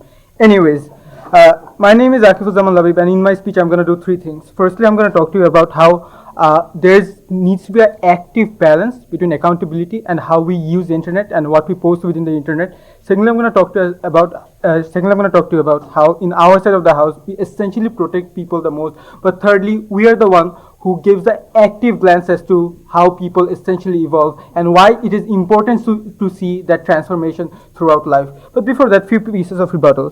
Firstly, understand every right that exists does not exist in a vacuum, starting from freedom of speech to freedom of movement. The point in time, if we can prove to you that this right in and on itself does not exist in a vacuum and cause significant harms to others or the person essentially invoking this right, we think we'll win this debate. But however, let's understand how this right essentially is used by popular celebrities. 3 things about celebrities. First of all, they already have significant amount of capital and influential power to essentially sway opinions. Along with that, when you add this additional right to essentially remove every bad thing they have ever said, that is the point in time people like Kanye West, people like Michael Jackson, probably would have never apologized in the first place for the bad things they have said. People like PewDiePie or even Logan Paul would probably never apologize for the anti-Semitic things they have ever said. Instead, they'll probably just go back and say, oh, I did this, okay, I'll just simply remove it. And thus, they'll never ever be held accountable, never ever be questioned for the anti-Semitic things they do. And this is also problematic because understand every anti-Semitic things that these celebrities ever say or every racist thing these celebrities ever say has tangible impact in the grassroots levels. These statements often incite hate crimes within its followers. These are active harms that needs to be addressed. And the only way you can address them is when you literally see them, when you read about them. I'll take it later. When you literally read about them. The point is when you give this already powerful people more power to literally remove every bad thing they have ever said, that is the point in time you can never question them. You can never hold them accountable. In their world, people like Andrew Tate would probably never go to jail because guess what? He can simply remove every bad thing, every sexist thing he has ever said. This is a world we never want to live in. But secondarily, realize how it's bad for victims under 2 layers. Firstly, understand in their world, now this specific victim, let's say a person who probably went through severe bullying for severe body shaming or bullying regarding several of their insecurities, they now constantly have to be insecure that what other people are saying about me, and I simply need to remove it. I'll take it later. I'll simply need to remove it as fast as possible. But secondarily, they can never catch those online cyber bullies because guess what? Those cyber bullies would probably remove their identities as soon as they bullied that person or as soon as they gave that hateful topic. That is the point in time. These victims are further vilified in their world where they can never get justice, but rather live in the constant fear that oh, maybe it's 3 a.m. Probably someone posted something about my insecurity. That is a world we never want to live in. That is a world we never support. But on a third level, before moving on, in your PY. You talk about how this resolution can increase hate speech because celebrities can take down their content. How can you promote hate speech if it's not up to begin with when they're taking it down? They probably take it down after 3 or 4 days. But understand, these are celebrities. Their posts literally reach millions of views within 1 or 2 hours. So within that 1 or 2 hours, or even 2 days, that can have many tangible impacts. If for a single post, even if one life is lost, even if one life is bullied, we think that's a tangible harm that should never exist. And that is the fundamental reason we think your side further proposes hate speeches. Moving on to my clashes. 2 clashes in this debate. Firstly, a balance between accountability and how people essentially react within the world. 2 things. First of all, understand the point in time when you do not have this right to delete whatever things you have ever said. I think that is a good thing, because now you'll be much more careful about whatever things you say in the internet. You will try to research about those things. Let's say you want to talk about the Holocaust. You'll probably first educate yourself, then talk about it, because you know every bad thing you are going to say will probably be held against you. And that is the point we think in our world, organic change happens more. People educate themselves more about certain issues, certain rising concerns. We think that is a bad thing. That is a good thing. And on the secondary level, understand, even in today's context, many Russians do not support the Ukrainian war. That is because they educate themselves, they learn about these things. And these things would probably never exist in their set where people can simply just remove whatever they say. Sit down. Or secondary level, then the rebuttal to this entire point from their side is, look, big tech companies takes privacy and that is bad. Yeah, that is bad, but that is going to also exist in your side. Because understand, the terms and policies that you have to agree to will probably exist in your side as well, maybe more modified in a way that they can further take more data. Probably at our worst case, they will not take your identity, but they will still take your buying patterns, how much money you invest, how much time you invest in Amazon, how much products you look at in Amazon, just maybe not the identity. I think that is also, if that's the harm you want to mitigate, you never do it, because big tech companies still has that meta information in their big computers or supercomputers. So this is clearly not a debate on if big tech companies essentially abuse this right or not, rather a debate on as to how accountability is ensured. Moving on to our second clash. Before that, yeah. If a big tech company like Amazon can still, how can a big tech company like Amazon still access your data if you explicitly tell them to remove all of it from their website? This just makes no logical sense. Amazon literally owns AWS softwares that literally controls most of the data sets in the entire world. So every time, even for an hour, you probably visit Amazon website, they probably record it anyways in both sides of the world. So I don't think in either side of the world you can essentially hold down or take down AWS softwares, because that will literally bring down the world internet. But anyways, moving on to my second contention as to responsibility and how internet becomes much more safer space. Understand, in our world, when people essentially see their favorite actors or any celebrities doing bad things in the past and essentially evolving themselves with time, we understand people do make mistakes, but we also give them the chance to transform. We want them to apologize for their mistakes, say that we are sorry, say sorry to that minority group that they have essentially violated, and that is the thing that essentially makes people much more responsible, that essentially instigate more organic changes. That is the point, and celebrities will be much more aware. We want to make sure the world is a safer space. We want to make sure internet is a safer space for everyone, and that is the benefit that you get from our side. No mechanism shown from their side as to how they make internet safer. Proud to oppose.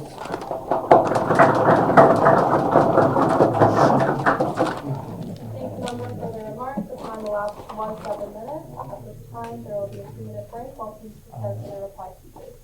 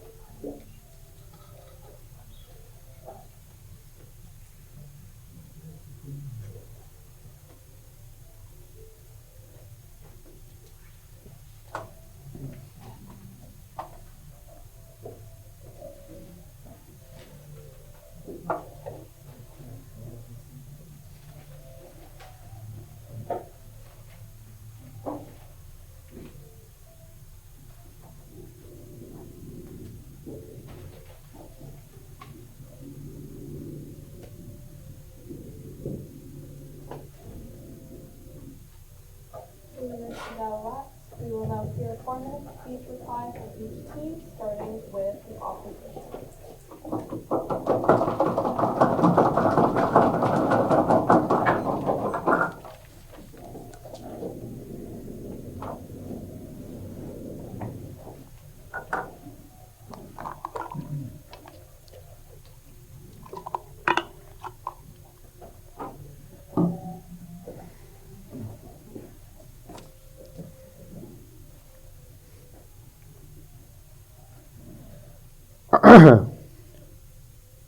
Honorable Speaker and esteemed panel, thank you for giving me the chance to speak in this debate for another time.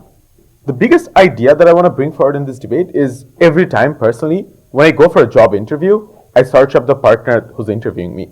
Every time I go on a Tinder date, I search up their name of the person I'm meeting. Because I want to know that the person I'm meeting is a genuinely good person. I want to know what they did throughout their life. I want to know what school they went to, not because I want to go and murder them, but I want to see who they are as a person. The internet is a good repository because it helps guide me to make sure that I don't go out and meet a person who was abjectly weird in school or abjectly weird last year or who had complaints of massive workplace sexual misconduct that I'm going to interview for in the coming month. Internet helps guide us in ways that we can't even comprehend because it's so honestly taken over our lives. We understand that because the last 8 hours, no phone dying. But essentially what it really does is it tells us what we're doing with our lives and what we're doing, whether that's safe, whether that's appropriate for us, whether that's a company we want to associate ourselves with, whether that's a partner we want to have throughout the rest of our lives. Those small aspects are massively important, and the reason we still trust the internet to be able to provide us with that information is because that right to be forgotten doesn't exist absurdly.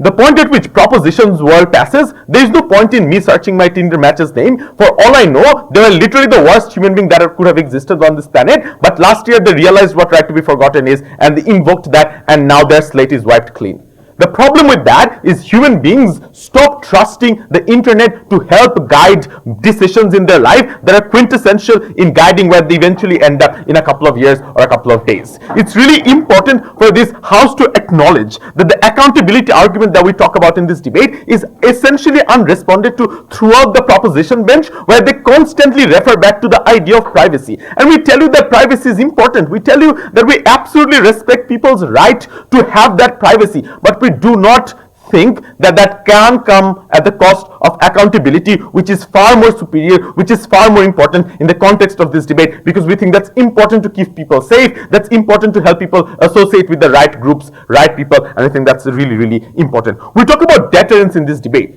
and we talk about why that's a crucial factor in a Canadian society where we want people to be nice. We genuinely want people to be nice. In that situation, if it's okay for you to get in a bar fight and wipe that clean by invoking that right to be forgotten, we don't want to live in that world, because that means you will not think twice before getting into a bar fight. We do not want to live in a world where people simply aren't afraid of what they're posting online, the stories that they're putting up. And we give you impacts of celebrities especially who have massive reach. Even if a post stays up for 2 minutes, it's massively disastrous. Their point is, but if it goes away, then everything is fine. No, it's not. Even if it existed for 3 minutes, it had tangible harm. But the fact that you're able to clean that means you're not going to think twice as a celebrity before posting that. And we think that's very, very dangerous. The last idea that we get from their side is this whole conversation about big tech. And honestly, I think they themselves aren't entirely convinced by their own idea, which is why we see some speakers arguing it, some speakers dropping it entirely. The biggest contention we bring to you with respect to this is big data or metadata is information that human beings cannot understand or denote about people, and hence that's not really a crucial aspect of this debate. But even if it were, we tell you why corporations are already moving to change that. For example, Apple already has a policy where you can opt out of other companies collecting metadata from you. That has nothing to do with right to be forgotten. The motion clearly states that this is about individuals' information online, such as pictures, news articles, and that's where this debate happens. We are really proud to be supporting the right cause. Thank you so much.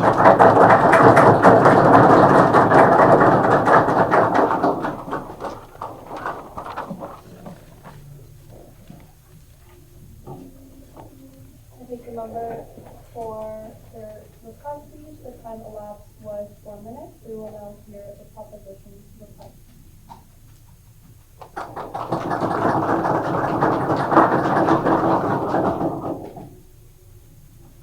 Thank you, House Speaker. So today we are discussing the motion, this House would support the right to be forgotten. Now, I will start off my speech by first reminding us of the burden that we set on ourselves today, which is that by passing this motion and by proving to you this today, we will preserve users' privacy and value as an individual. That's the burden that we set on ourselves today. And I would like to highlight how side opposition has failed to engage with us and really disprove how we have not fulfilled our burden today. And I'm just going to lay that out for you on how we actually have fulfilled the burden that we set out in my Prime Minister's speech. So, first, we're talking about preserving users' privacy. As an individual, this information is about me. It is about myself, and I am the person who should be in control of that information. We have already addressed this when we brought up the concept of safety and bringing up this material that is about myself online and how I should have the ability to protect myself and remove it as a matter of safety. The example I brought up in my own speech was about domestic violence and having your address online. That's just one very small example. In the status quo, there is zero way that you can actually attain this level of privacy. And with passing this motion, that is what our goal is to achieve. We want this privacy so individuals can actually exist as they are and not be concerned. The other part that we brought on along about this is this idea of your value as an individual. So what side opposition fails to recognize is that the purpose of this motion is moving forward. You have a right to be forgotten, meaning that you have a right to be known as who you are right now and where you are actually going to be moving to. We do not want these misconstrued notions of the past to be brought in which are counterproductive in actual conversation. They are not effective, and on our side of the House, this is the only side of the House that actually creates change. Something that they brought up countless times today is this idea of accountability, and they've stressed that by having these hateful materials online, it has impact. Well, on our side of the House, we're the only side that actually takes this and identifies this impact and moves it forward into change. What are we saying? By passing this motion, you have the right to be forgotten. These messages are being removed from online, or this personal data of yourself that you don't want out there is being removed. We are creating that change. We are removing these impactful information so that we can move forward with the right message for tomorrow. Today, we are here to prove to you that we will preserve users' privacy and value as an individual. Side opposition has not proven us this today at all. They have not proven that this does not preserve users' privacy. It does in nature. We are creating choice. My privacy, my choice. I am deciding exactly what information I want to be put forward, exactly what I want to be revealed, and what I want to be kept inside.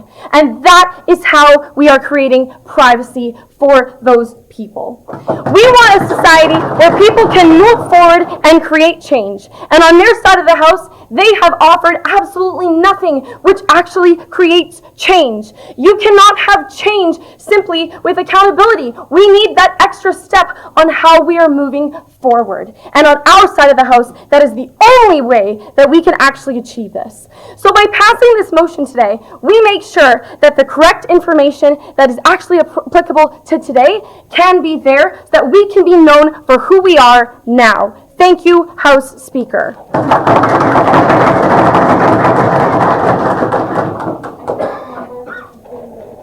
Time elapsed was 3 minutes and 59 seconds.